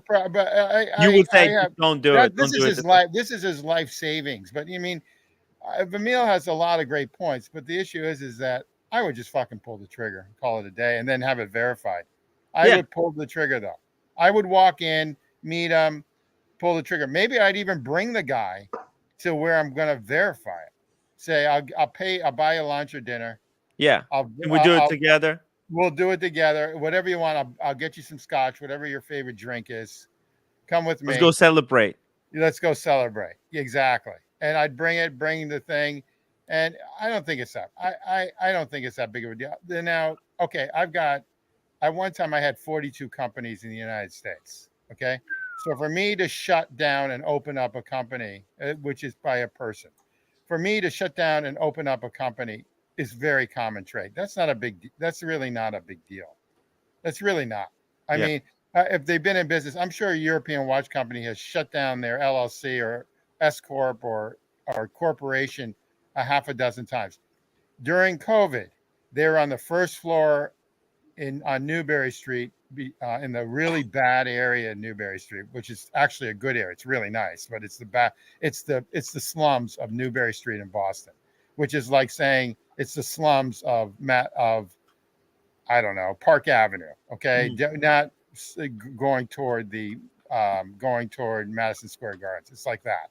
But a long story short, they're on the first floor. There were riots going on Newbury Street. The whole street was taken over. And I mean, it was boarded up. It was a shame. I'll show you photos. One of my friends who owns a building there had some major issues. And basically, the insurance did cover it. It was a major boutique. I'm not going to mention which boutique it was, but they basically smashed and grabbed everything. And even if they were gone, I mean, the things were put away. They tried to take the safes and everything else. It was like something out in Boston. I'm saying to myself, this is like supposedly a civilized city, a pussy city. It's not like New York where, you have to look around all the time. And so basically there was an issue there. So the European Watch Company moved from the first floor in the shitty area of Newbury Street to a really nice area on the fourth floor. And so you have to pretty much make an appointment and they bring the stuff to you. I was up there. I went there with. Okay. All right. So they bring the stuff. You sit down in the booth, and they bring the stuff to you now. Before they had stuff on display, and I say, "Oh, let me look at this. Look at this. Look at this. Look at this." And I just made sure I was never around. They've always been excellent. I mean, Speaking of excellency, they've always been. I've never had a problem with any of good segue company stuff. Never. Oh, Your Highness. Never, even though they try to bend me over on a Submariner. So what I did was Submariner. I called up. What I did that day is I called up Duggan, which is the other company up in New Hampshire, and I said, "Hey, I've got a Submariner. Do you want to see it?" And they said, "Yeah." And they offered me like $11,000 for it or something like that for a no date sale. Okay. And they flipped it the next day because it had box and papers and everything else. They flipped it the next day for like $11.75. So they made $750. I mean, I was untouched. It had stickers and everything else. Okay. It was that month or the month, like it was October, but it was like, no, it was September, but it was October. And unfortunately, I told the AD I'd take it. And I really I don't want to wear a sub anymore. I'm just sick of them. Okay. I love them. But I just, I'm past the stage of a sub. It's not in my lifestyle. Red Shovel's funny. So anyway, that's all I've got. Buckley, Ramil, phenomenal point. But you're basically in a hamster wheel, deciding what you should do. Just verify. Bring. I think this is a brilliant idea. It's a great compromise, Tim G. Take the guy out. Let's just say I'm sure that they're in the neighborhood somewhere. From the place where George suggested they could go and get the watch open. Go together or bring a friend and then buy the watch and then let's just go all together for lunch and just take the guys out for lunch. And then what do you do? What do you do at lunch? You eat? Well, you buy the watch. You buy the guy some lunch, and talk. Why? How do you verify the watch by buying him lunch? No. You go with him to the place to get it verified, and then after it's verified, you all go and have lunch together or dinner. But why would you want to? But guys, why would you want to go and have dinner with people you're doing a one-off transaction business with, and you just want to get the piece and get home, and that's it? Hey! I do that with Watch Eric all the time. I love the guy. But that's different. We're Tim G, I just need to explain one. Because you want to take the guy out because I'm like if they're from New England and this guy is like a Cuban cool guy from Miami. We get along great. I love the guy. Here's why you want to take the guy out for lunch. Hold on. That's Watch Eric. This is some random dealer in London. Why would you want to take him out? If I'm not going to bone him or he's not going to give me $500,000, I don't want to have dinner with him. I got enough friends. I just want to get the piece, authenticate it, and get out. No, hold on. You're talking about needs to replace something. What if he needs? It doesn't matter. I'm not. Tim, you still have that business relationship. Watch Eric, Tim. is somebody that is kind of a celebrity. So you want to hang, in your own words, he's cool. This watch dealer could be whoever. I No, don't wanna have apparently he's a good relationship. guy. No, George. I mean, people message me about this guy, and they said this is a really nice, reputable dude. So, But Like, it doesn't mean you're going to Like go out to he dinner with might him, be just Tim. like watch Eric. Just he doesn't have a YouTube channel. He doesn't spruik. I He get doesn't that, Tim. advertise. I get that. But I want to get in and get out, get my piece, get back, and do my shit. I don't want to take somebody out for dinner. As long as the piece is good, as long as the piece is genuine, I'm good. I don't need to take no motherfuckers out to dinner. Exactly. What if you do want to bone him? Well, Yeah, then what if I'll he's a take good-looking him, guy? I'll take him in the back and I'll shove it up his ass. But at this stage of my life, I'm not that way inclined. Yeah. And George, how does it solve the main concern we have is once you make the payment and walk out of the store, the liability is transferred away from the guy. He's not going to entertain you. He's not going to come out for lunch or dinner. He's got better things to do in life. Exactly. But it's all about getting the guys. I'm all about creating relationships. That's what I do. It's what I do in my life. But when it comes to this type of thing, I just want to make sure I get the piece, get out. I'm happy. He's got paid. I want him to make sure he's got paid. He knows that I am a man that's going to come back and buy another piece, and another piece. I don't want to take random people out to dinner that I've just met. There's no reason to. I don't know him that well. He spoke After on the second and third piece, I beg your pardon? They spoke on the phone for some time. But it doesn't mean that he has to take him out. I speak on the phone to you all the time. I speak on the phone to a lot of people. I think it would be cool to get this guy. I take the guy out, talk to him, maybe get him on the stream. I knew this is exactly what you were going to say next. Is bring him on the stream. How is that going to solve the problem? Let's talk to him. It's going to be more drama. Pick his brains. Oh man! I mean, Super chat from OC91. $2. It's Vimal. V plus mal. 2 syllables. Tim G. Tim G. Can you read this? He's calling him Vimil. Thank you, Vimal. Vimil. Vimil. JD. MTL 279. Tudor. Born to dare, Mr. OC. Burn to dare. Listen, I don't take it back. I have no interest in what Tudor is going to release at Watches and Wonders, and I'm thankful that Tudors are dropping in value, they're dropping in production, and that Tudors will be available to everyone for $2,000 to $3,000 soon. The problem with Tudor is that price range is just so much stuff now that's of Tudor's caliber, and not only that, but then you can buy almost like JLCs and IWCs that on a secondary market for the same price. So of course you're going to go. So they've got their competition. I don't get that market under like $7,500 is saturated.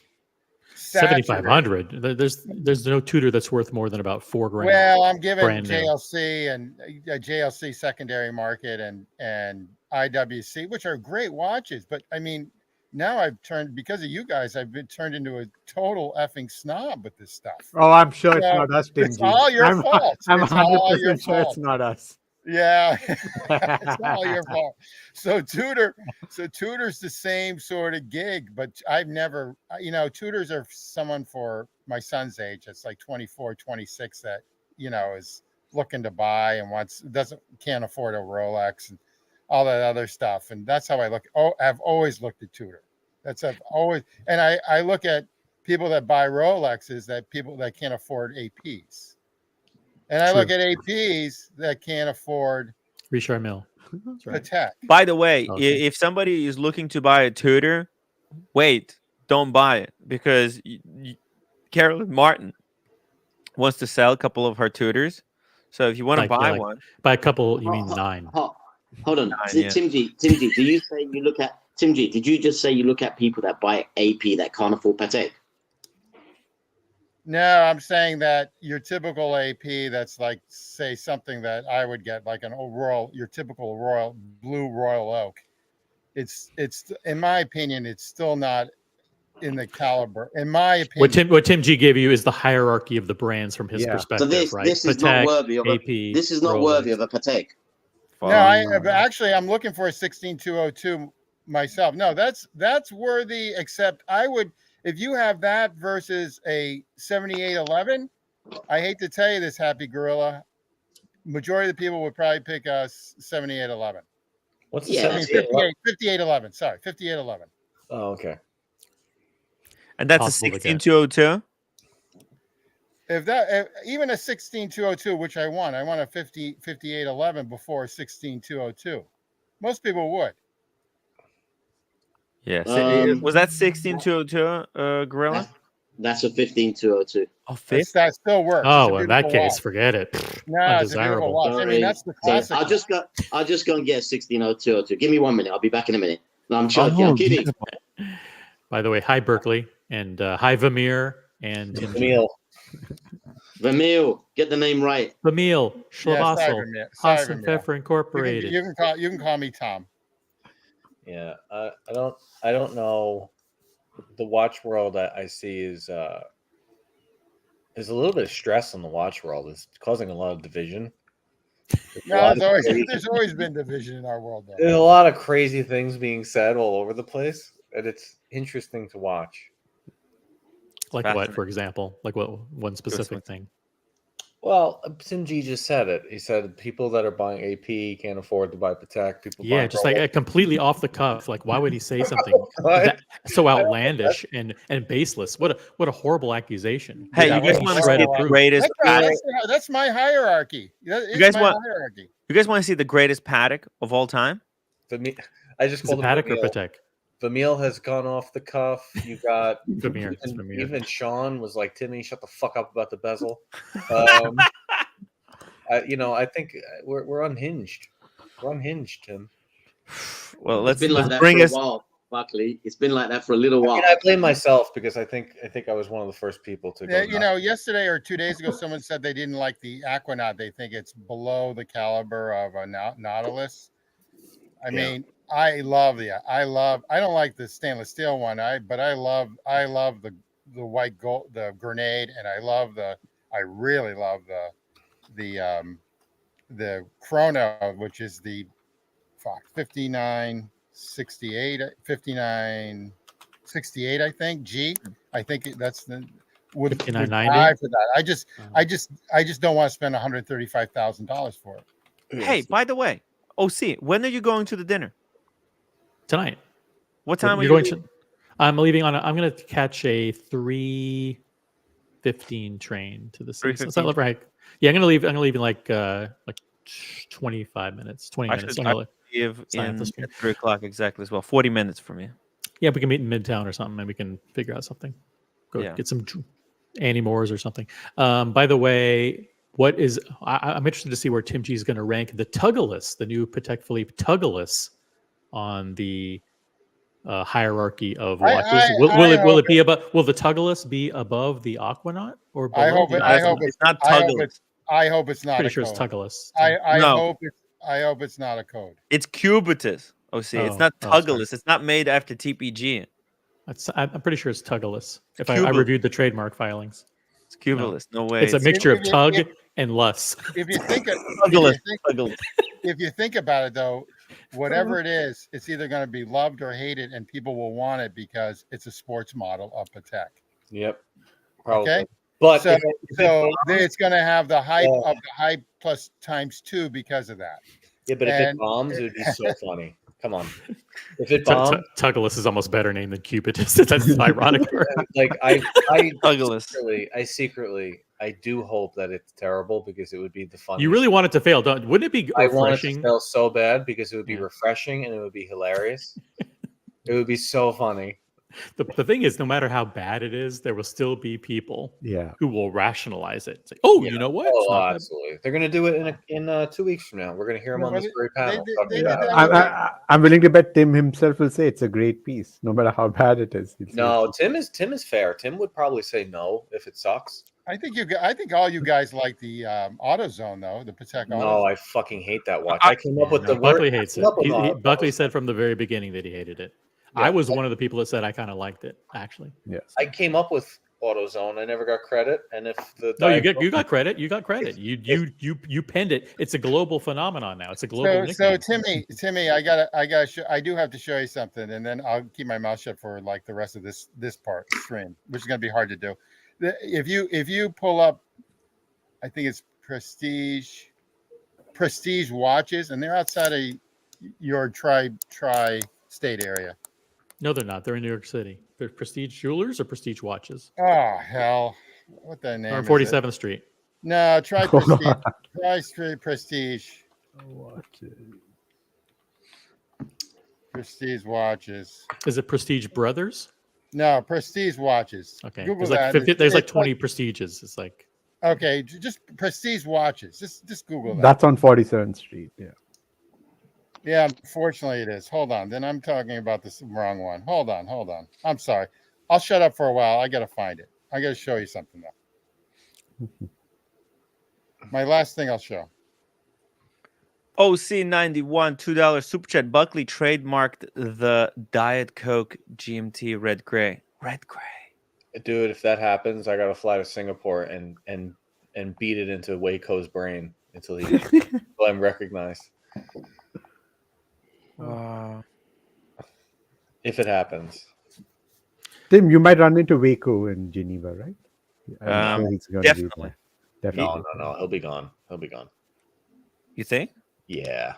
Wait, he's so- going No, but Tim and I are going to be on a panel in London with Waco moderating with Paul Thorpe, me, Tim Wright.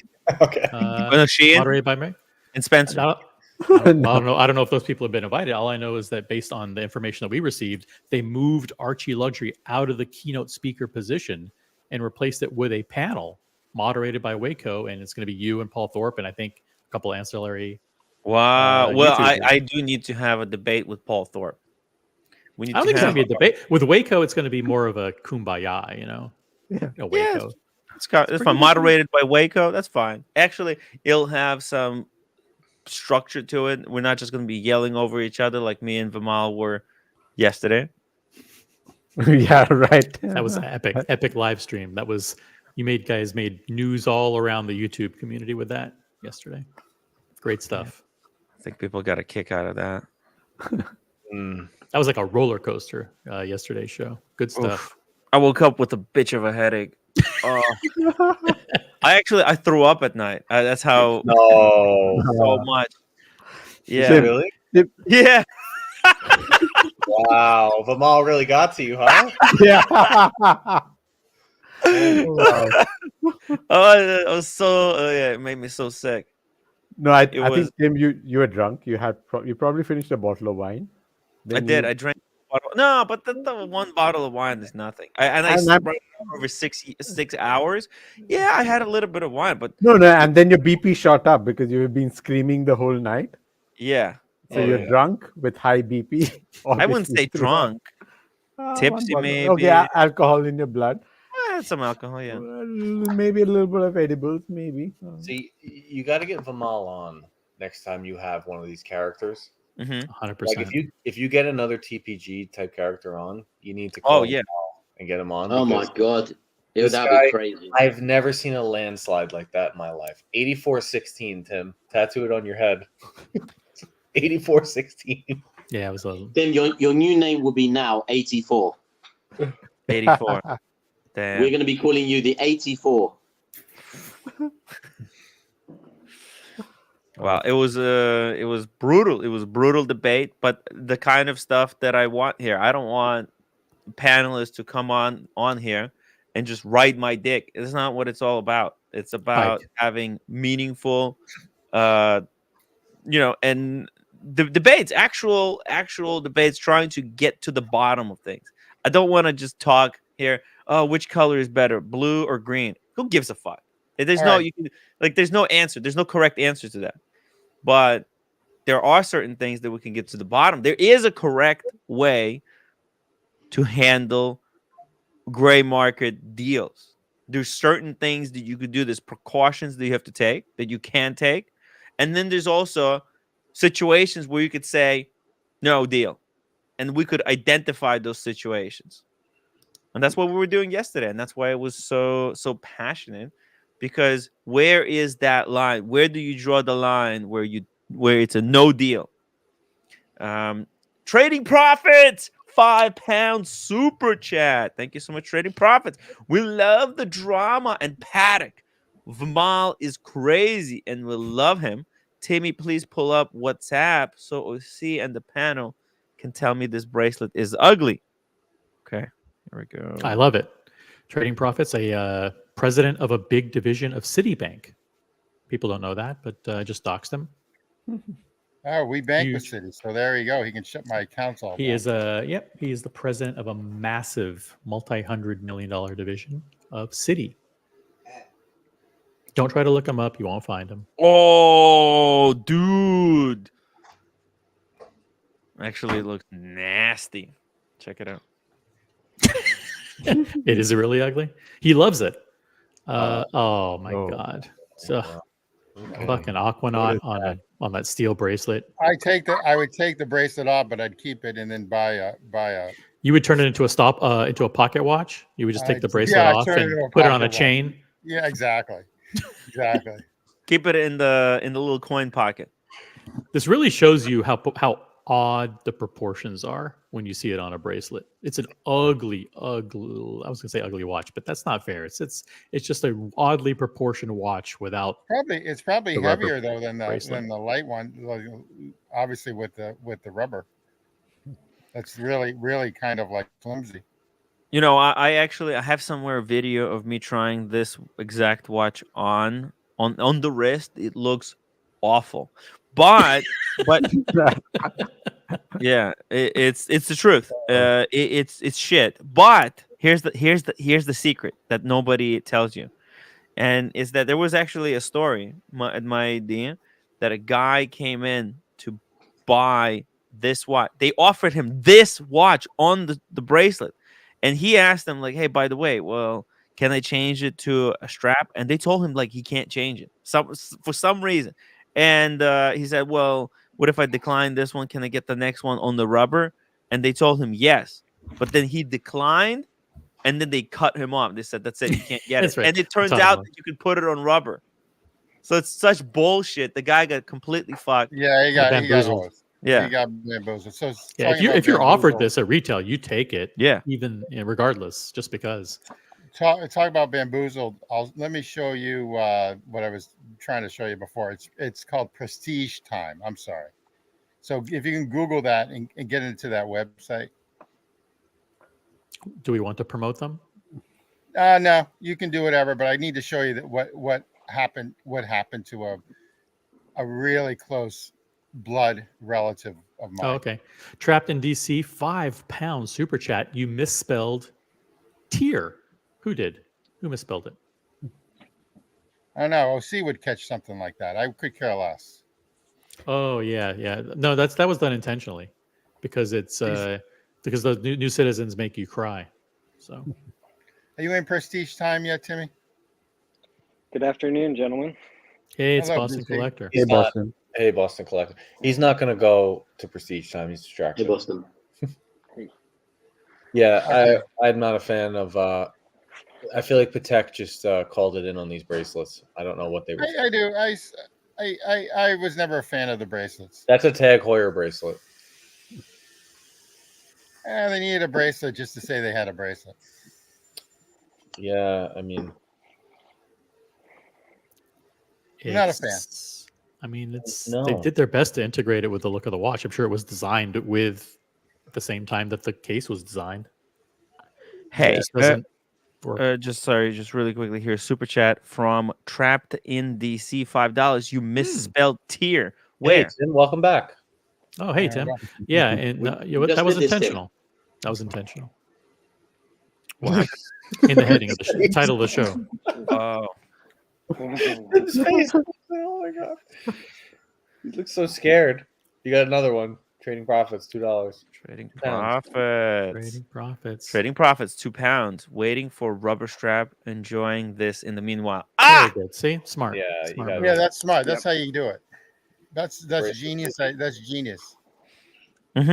That's exactly. You did the right thing, because you shouldn't decline this watch. It's a badass piece. And whenever you go in, wear it on the steel bracelet and just say, "Oh my god, I really love the way it feels. So great. Thanks so much."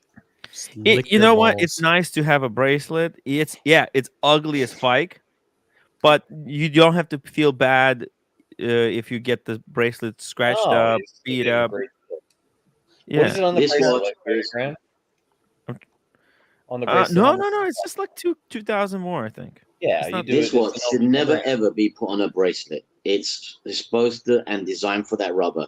It's That, abysmal on the bracelet. I agree. no, Yeah. I would Okay. never wear mine. But you did the That's- smart thing by buying it because you would have Yeah, been no brainer. smoked. No brainer. You would have been No brainer. smoked. Hmm. I mean, I'm not a And huge it's, fan the of the whole point of Aquanaut. this piece is to make it lighter as well. Sorry, Buckley. I'm not a huge fan of the regular black Aquanaut, but it's a no-brainer if you can get it at retail. Yeah, I mean, the other thing is it weighs hardly anything on the rubber. Why would you want to increase its weight? The whole thing with this Aquanaut is to make feel light. You know, it's amazing. The only bitch thing about this piece is that rubber strap. When you size it and when it gets really hot, there's no way out. You know, it's it's the sizing part of it is a bitch. That's the worst thing. Yeah, because the links are fat links. They're long links. And there's no micro adjustment on this thing, so it's Trapped really in DC, ultimate. $5 super chat. I wondered about that. Yep, it's an intentional. It's low tier, as in it makes you cry a little bit, but not a lot.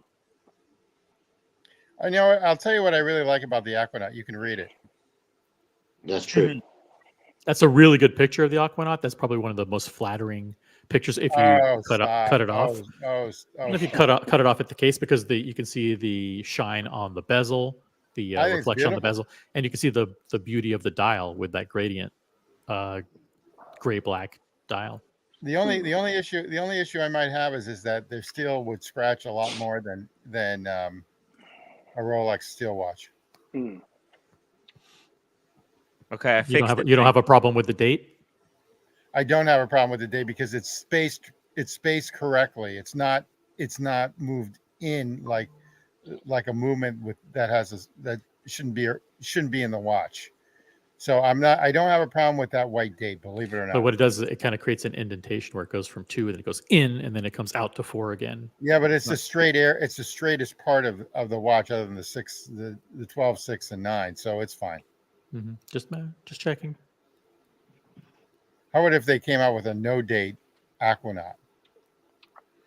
Wow, it's Trapped in DC's 10th super chat. I wonder about that. Thank you again, guys. Thank you so much for all the super chats. I really appreciate it. I'm going. By the way, OC, is this meal today? Is that optional? Do I have to eat? Can I just get Do you French have fries? to eat? Yeah. I don't think I can. I don't want to spend too much. It's been hard for me lately. What type of food is it? Yeah. What is this restaurant? Can you tell us about it? Or is it still a secret? No, it's a pretty fancy place. I didn't plan it. I just know where it is. Yeah. It's, What type it's of food? what type of food? It's a Jean Georges place, so it's like seafood. Oh, and Timmy, you're fucked. It's gonna be $200. It's gonna Oh, be you're 200 so fucked up. It's gonna be $200 per person. 200. No, much more. John George. No is- drinks. 300 at no, least. no. The tasting menu at John George is $4.25 a person. Right. Look at Timmy. Tim, you need to be doing a 24-hour stream tomorrow, basically. I mean, and Tim, is there a dress code? OC, there might be a This is dress John code. George. right? Oh yeah, Tim, you probably need pants and a shirt. But yeah, there's there. a dress code. Yeah. Yeah, I need. What do I need? Can I? I have black jeans. yeah, that's fine. I Black would put on a jeans. decent shirt. Not. Do you have something other than Hoka's? I mean, I know it'll make you too. I have shorter, I have but- my boots. I have my good They're boots. Hey, do President you have a No, jacket? the Do you have hookahs like are a better. blazer? You have a The blazer? hookahs are now I do. dress. They're now dress watches because the president's worn them. I hope it's So- not in. I hope Wow. it's not at John George because John George is in Trump Tower. Tim might melt. No, it's not. No, they're gonna seize it while he's in there. I don't want to say the exact place because we'll get. Yeah, don't. that's We only fine. have one. We Actually, can- we have, we'll we have take security there. So We'll take pictures. I'll take pictures of what I ate. I'll show you guys tomorrow. it's. But I thought you're not It'll be eating like that. a crouton on a plate. Yeah. You know what's and- weird? What's weird is when we have security at Yeah. that's there, but security also gets to eat with us. So not only is security getting paid, but security gets paid. What? We're paying for security's meal. What? That's part of Good, it. I That's like just how it. you That's do the it. New York Wow. way. That's- Yeah. That's socialism right there. It's like they're getting paid like I don't know how many, a couple thousand just to be there, and then it's 500 on top of that to feed them. That's equity right there. That's equity. What? Guys, It's ridiculous. The lovely and legendary Ragtime, she just gifted Huge. 20 memberships. Huge. Wow, Huge. awesome. Don't worry, Tim, your portion's only 400 for security tonight. It's equity. You got to support the security. Yep. Yeah, good luck. Good luck with John George restaurants. Tim, I just shared the menu. You might want to check the No, price. you don't pull it up because I don't want to. No, I think it's a You're gonna general give me a menu. heart attack Is it- here. I don't want to dox exactly which restaurant we're going to be at. Just Don't- wear a You'll blazer. see, he's got 15 restaurants in the city. You'll be all right. Okay, Just wear okay. a blazer. You'll be Is fine. there like a kids menu or the homeless person's menu? Yeah, there's the chicken strips. The 4 chicken strips is $75. Oh. Or you can get cheese quesadilla, and that's $65. Both come with fries. No sauce. That's the best chicken strips you'll ever have. Though. It's true. Tim, just put a chef's hat on and go in the back. Yeah. No, chef is too much. Maybe I guess the I've been to- waiters are in I've been- suits, right? Yeah, he can't pretend to be a waiter. I was at John George the Central Park once. I didn't pay. I would never. I didn't pay. The bill was a motherfucker. Where were you at? Was it like a wedding? What was No. It was just this. I don't know how to explain it. A little shindig, and Mob.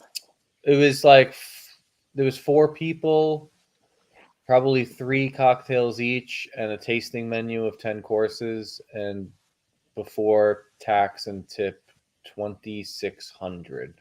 Oh. Yeah, Wow. that's that.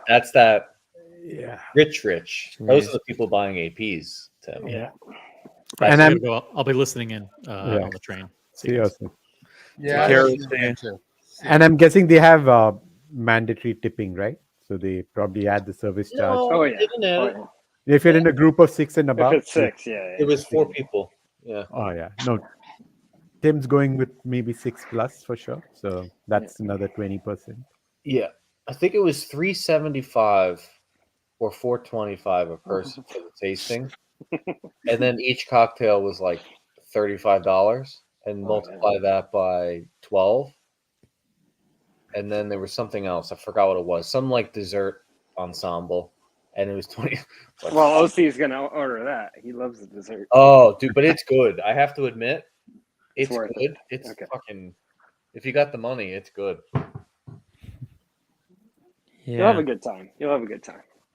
It's not for Rolex trash boys. Well, I'm just going to talk business. I just want to find because this is going to be like a business thing that they're talking. So I just have to be in on kind of get an update, what's going on there with everything, and Just do another hot dog eating challenge, Yeah. Tim. You'll be all set. wow, You yeah, get like nobody $1,000 on sponsors- that. yeah, Hey, nobody's Tim, sponsoring also it. today, Those were the good old days.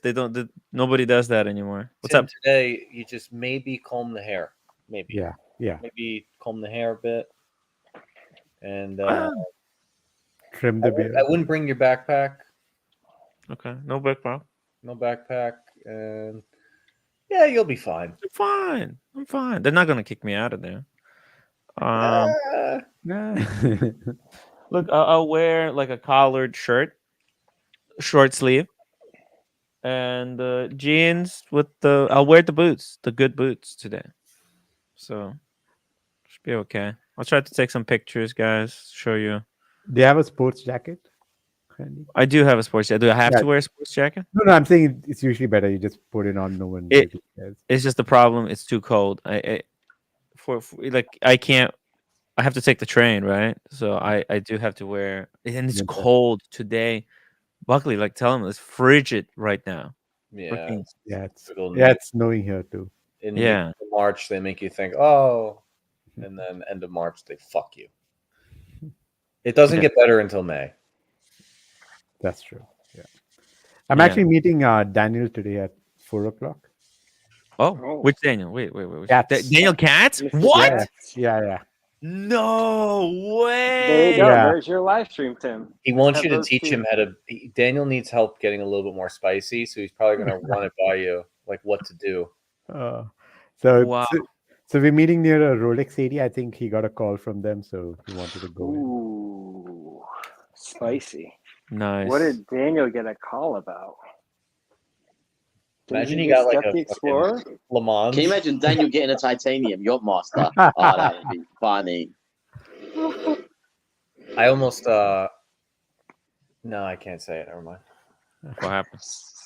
I can't. I thought about what I was gonna say and I can't say it. Yeah. Really? Yeah. Was too spicy? Well, let's just say there's a certain AD that I'm not getting along with right now. Oh, Because they fired everybody that I worked with, and now they won't. I don't know what they want. Like, I don't know what we're gonna do here. Mhm. And it's very clear that they get one of those titaniums. And it just so happens that Collectors, which is 5 miles away, has an unworn dated titanium from last week. oh, So it's Yeah. gonna get spicy when you bring that up. Yeah, and that's probably because I have like 2 other friends, and we're all ready to go in with fucking AK-47s and just take over the place. yeah. Because I really don't Figuratively. care. Figuratively, I really don't care anymore. I just don't. So it's getting to that point. Wait, you cared before? My friends already Hopefully? did. When did you stop caring? I stopped caring about After the Pepsi? October. After the Pepsi? Yeah, I got the Pepsi, and I think like Pepsi is not. It's not number one from Rolex. Panda's probably number one, like as far as steel sports, but Pepsi's got to be number 2, and then like linear to that is going to be blue and green sky and black Daytona, right? So I got the top. I still have it. I don't want to say had. I still have it, and I can prove it. You fuckers. But I got the top 5 steel. It's good watch. It's nice. Did it make my life? Did it change my life? No, not really. The date was life changing, but that shit had bad luck on it. So I had to get rid of it. Had to get rid of it. It had bad luck in it. So I'll probably get a date again. This time it'll probably be yellow. You gonna trade the Pepsi for a date? Is Well, that the plan? I mean, look, if that Pepsi gets Just joking. if that Pepsi gets Jeez, it's so discontinued, bad. It's so bad.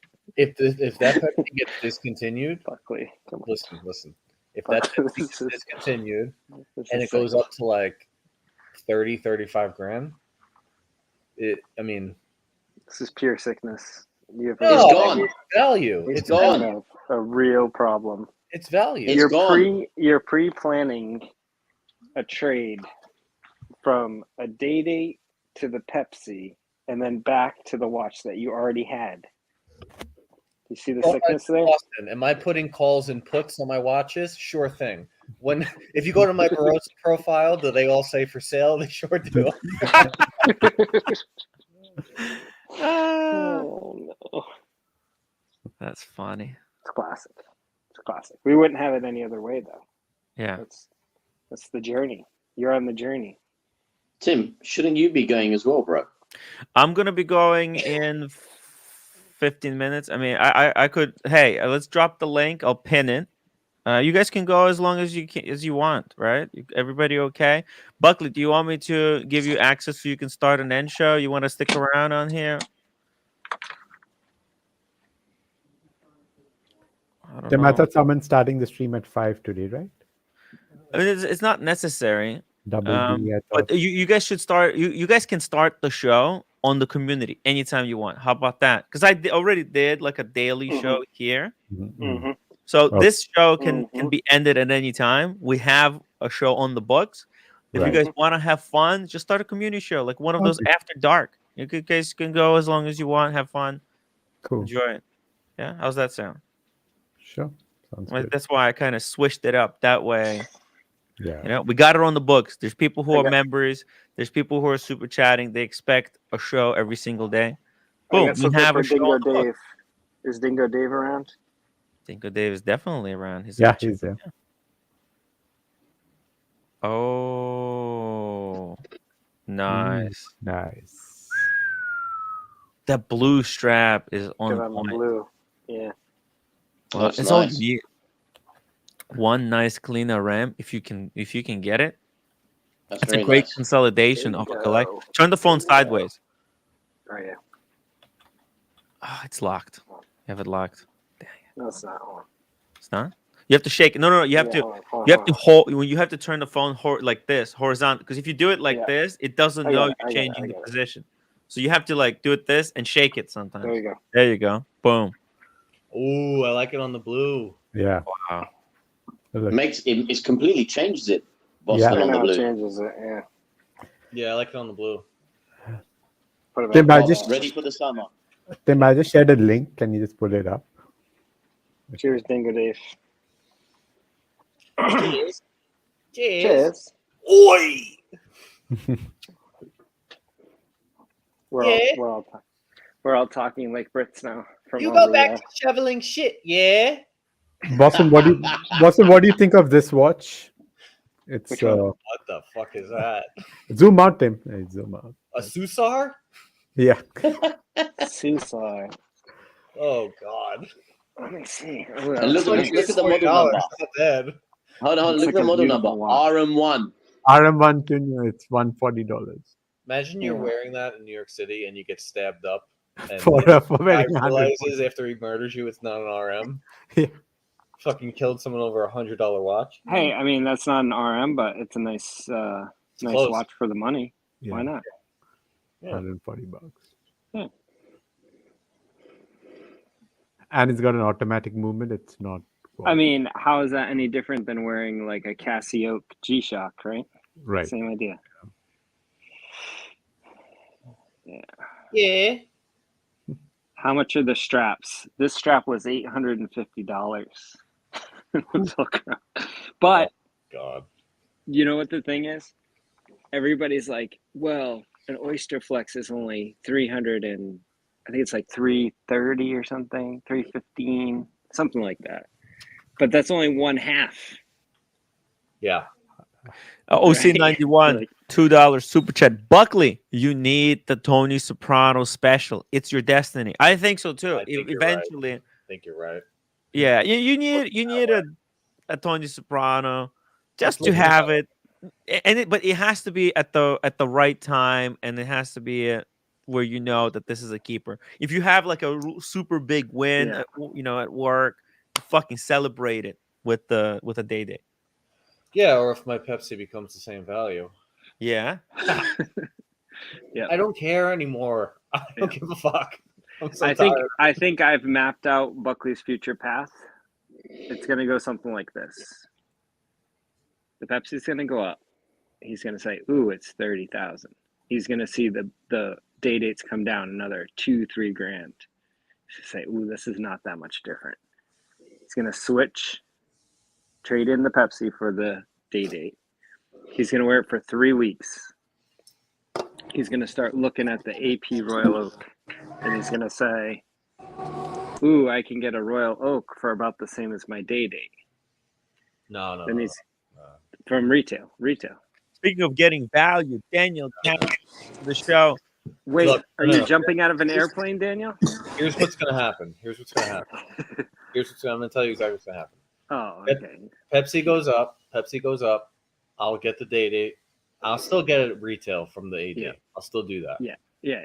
And then later on this year, I'm gonna go to the Illuminati dinner with Rose Paul. Yeah. And I'm going to drink the Kool-Aid, and I'll get a Royal Oak. Right. That's and it. You'll And that'll be keep the day date. You'll keep the day date.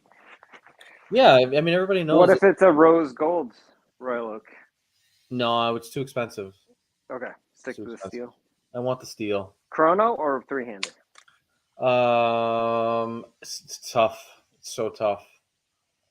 It's tough. So if it's a chrono, I like the silver and I like the green. If it's a 3-hander, I like the gray and I like the black.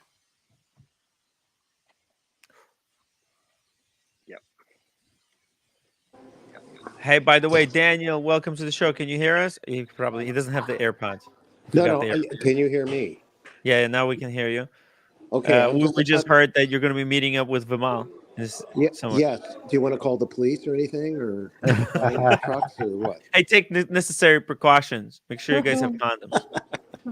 Yeah. What do the police do in Canada? They go, stop it.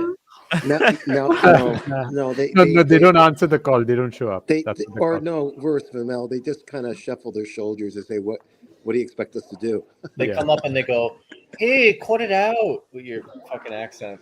Cut it out. Cut it out. Stop it, guys. No, Cut it out. no, they're actually, guys. Remember over a year ago when I hit that woman with the car because remember that What? I Are was you minding my serious own right business. now? You hit No, him. Yeah. I Yeah. heard this. Daniel ran over Yeah, someone. he hit a woman. You guys don't remember that? He ran right into her. Damn, Daniel, you're a good driver. Yeah, good driver. I was looking. I was minding. The sun was in my eyes as I was texting on YouTube. I was innocent, but I think she's okay. Cut it out. Oh God. She walks with a limp, but she's fine. Well, my insurance is covered. Obviously, Oh, her good. therapy over a year. I didn't. Everything's Uh, everything's fine with any- your car, right? What? Everything's fine with the car, yeah?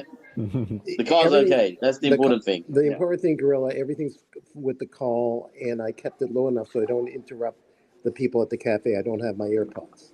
So, Okay.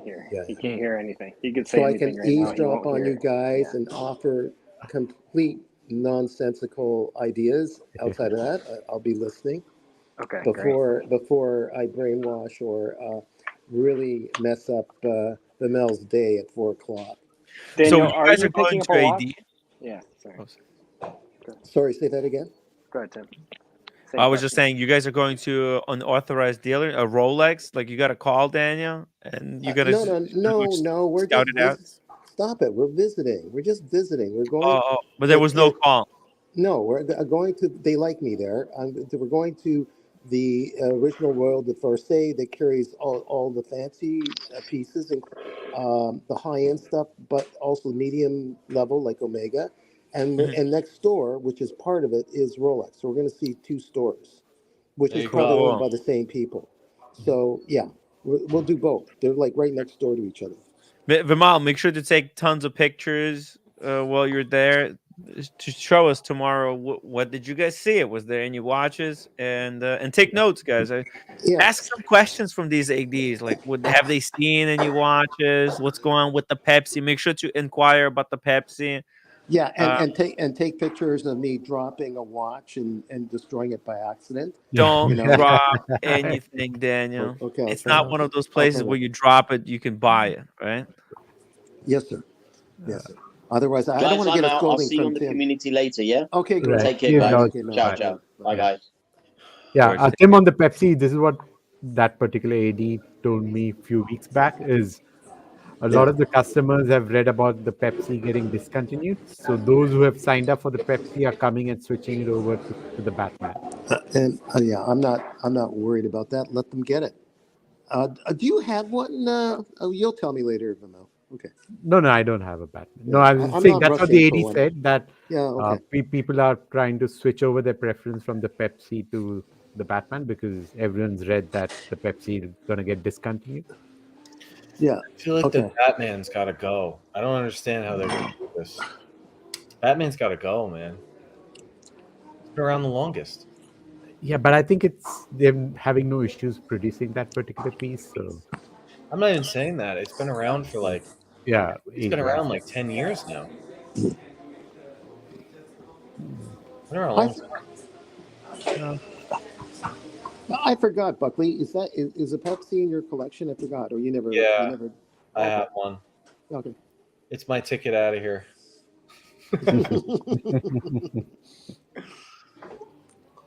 Right. Hey, Ryan Singer in the chat reminding everyone to upvote.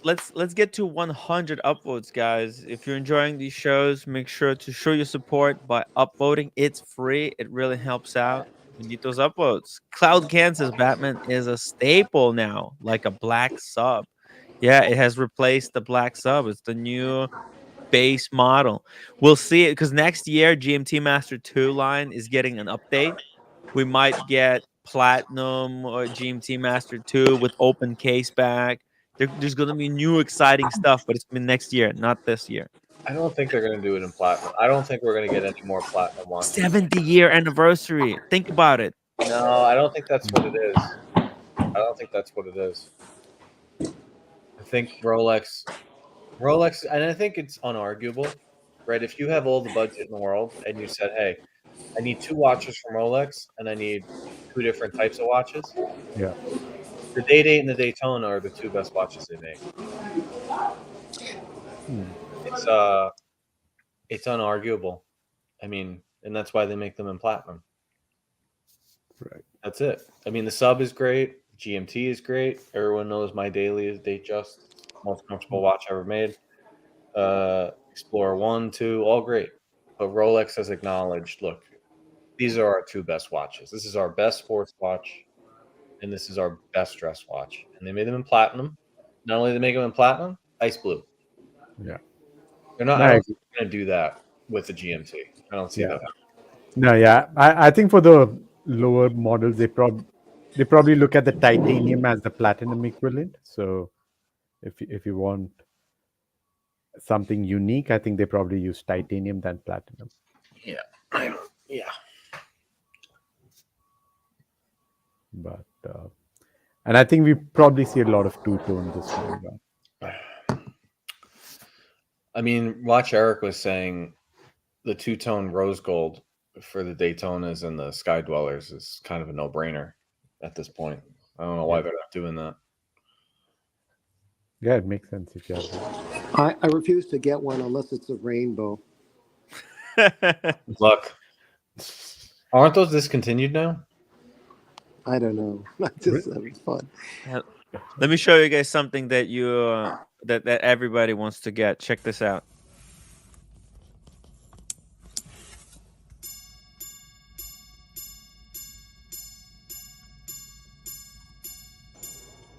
Oh yeah, sweet. Dude.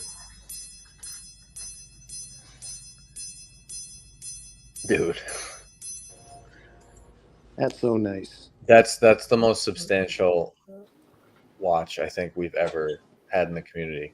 It's a real complication. It's not that bullshit Bicanto. Bicanto is just pretending that it's this thing. It's getting sales. No, it's not even that. It's the most serious watch that anyone's ever bought at retail. I think that watch, don't quote me, but I think that watch is like 500 grand. I think it's 800. 800 grand? Yeah, it's like 800,000. Okay, hold on. Let me start an argument. And they make, well, I don't know how many they make, but let's say they make like 12 of them, right? I don't know. Yeah, like no, there's probably 12 in production for all time. But so I mean, Russell is the king. He'll never come on the stream, but Russell 996 is definitely the most serious collector in the whole community. Can I just say something? First of all, how much was that watch you just showed? How much is that one? 800,000 apparently. Okay, yeah. Let me just venture back. I know Boston. I don't know anything, but saying that the Bicanto from what's that? Christopher Ward. Christian Ward. Christopher Ward. Hey, look, it's my age. What are you going to say? Christopher, my age. Whatever. Long form. My apologies. Anyway, so that watch, okay, it's got the Salida movement behind the scenes and all that other gizmo stuff for the gongs at the front, so individuals can have fun and watch it. For people who just want to enjoy that experience, and maybe they already bought their basic Rolex or their Speedy or whatever, and for fun, they got to experience a piece that can be serviced relatively easy, I guess. Andrew Morgan thinks it's pretty good. It's a gimmick, yeah, but what's wrong with it? I mean, if they get it at a accessible price, as long as it's not their main watch, I think it's cool, quite frankly. I'm not going to buy one. Well, Russell has also a Bicanto, so he's got both. Oh, okay. Dude, he has... Wait, that's Russell's? When did he get that? Yes, like a week ago, 2 weeks ago. Yeah. How did I miss that? Yeah. He didn't come on the stream. He just sent a picture. 800K for that, and then if you look at his profile picture, he's got that, what is that, enamel, the race car? Oh, I have a picture right here. I mean, this guy's at a different level. This is like mega VIP.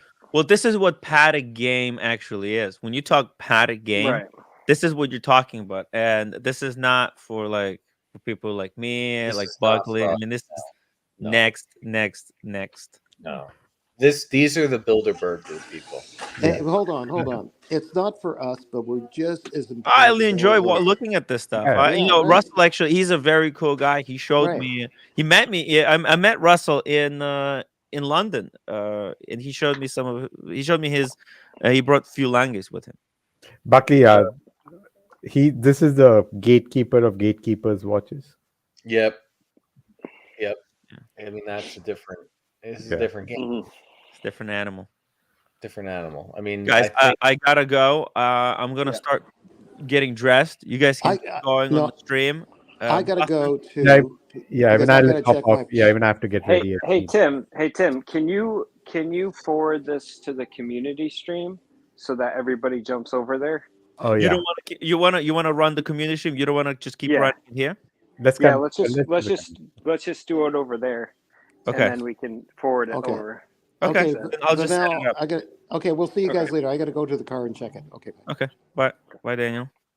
Okay. Let me just give me a second. What do Just- we think Daniel's picking up today? Humal, do you know? Good question. No, he's I mean on the watch stream last week I asked him. He said he had inquired about the GMT line in the past, Ooh. but they didn't mention a particular model. They just said we have a few models you might be interested in, so why don't you drop by? That's what he said on the watch community stream. Did they say for you to buy one or just to look Yeah. at them? Yeah, that's a good point. I didn't read between the lines. I will find out. They bring you over to the case. Oh, excellent to see you guys. Here, look, we have all three of them in stock in our exhibition case. Yeah. Now you can try them on. Hey, do you guys want to run this show for at least 30 minutes, or do you want me to put it for like 15 minutes in the future, or do it right now? How do you want this? Just do it right now. No, Do it now. Do it Yeah. right now. Already Okay. on the stream. Yeah. Put it for 5 minutes later. Okay, so I'm setting it up. It's now set up. By the way, huge shout out to Scotty H, who PayPal'd $15. Thank you so Wow. much, Scotty. I really, really appreciate everybody who's supporting these shows, supporting me financially. I'm going to this dinner, guys. I'm gonna try. This is a super exclusive stuff, but I'll try to document certain things and Check bring- out Tim's Instagram. Yeah. Yeah, definitely post follow there. the IG. Just setting up a redirect real quick. Yeah, Russell's the guy that gets the call for the Nautilus, and he says, I'm all set. I just want dress watches. I already have 5 of those. Yeah. No, he's like turning them down. He's like, I'd rather have the Grand Comp. Thank you. These past, this is people. There are people who are Right. hype, and then there's people who are chasing Well, this exclusive watches for Patek. I would say, this is an interesting conversation. Maybe we'll do this on the community stream. Mm-hmm. But a lot of these brands have like 3 levels. They've got the entry level, they've got the mid tier, like just solid watches, and then they've got the upper that's just insane. And I think for Patek, it's those Grand Comps and the, this And these type of like piece. art pieces, they're artistic stuff. yeah. They're the ones who Right. like pioneered this stuff Yeah. and were able to do it for the longest. Louis Vuitton is trying to get in on this kind of artistic watches. We saw JLC last. Vacheron has it. Vacheron, yep, Yeah. Vacheron Cabinetier. I think Yeah. it's like Patek, then Vacheron Le Cabinetier. They're like the second best. But that's the top level. Like each Yeah. brand within their brand, they have like 3 levels of collector really. And for Rolex, it's like the off catalog, the rainbows, the crazy stuff that's way up high. Patek, Rolex is dipping their toes into this territory with the puzzle Day. Yep, exactly. Because it's just like a very basic version of this. Like this racing car, this is like fucking top level. Right. Patek is just dipping their toes in with Yeah. that. Anyways, guys, huge shout out to Rad Time for gifting 20 memberships, and shout out to everyone who has super chatted on this show. Let's wrap this puppy up, play the outro music. Timmy, guys, switch community channel. Boston Collector will take over from there. We'll have also actually Boston, you can go over there and start it out. I'm gonna go get dressed. I'm going to the city. We're gonna meet up for drinks. So I'll try to maybe jump on the stream and say hello from over there. We'll show you guys some watches that people brought with them. I don't know what the hell, what's gonna happen. So it's a different day. Thank you so much. Shout out to Vermont for putting up a fight last night. That was exciting. We need more stuff like this. All right. All right, Tim. Enjoy your dinner. On, guys. The watch community ain't no chump. We're not gonna let the cartel bully us into silence anymore. Let's go!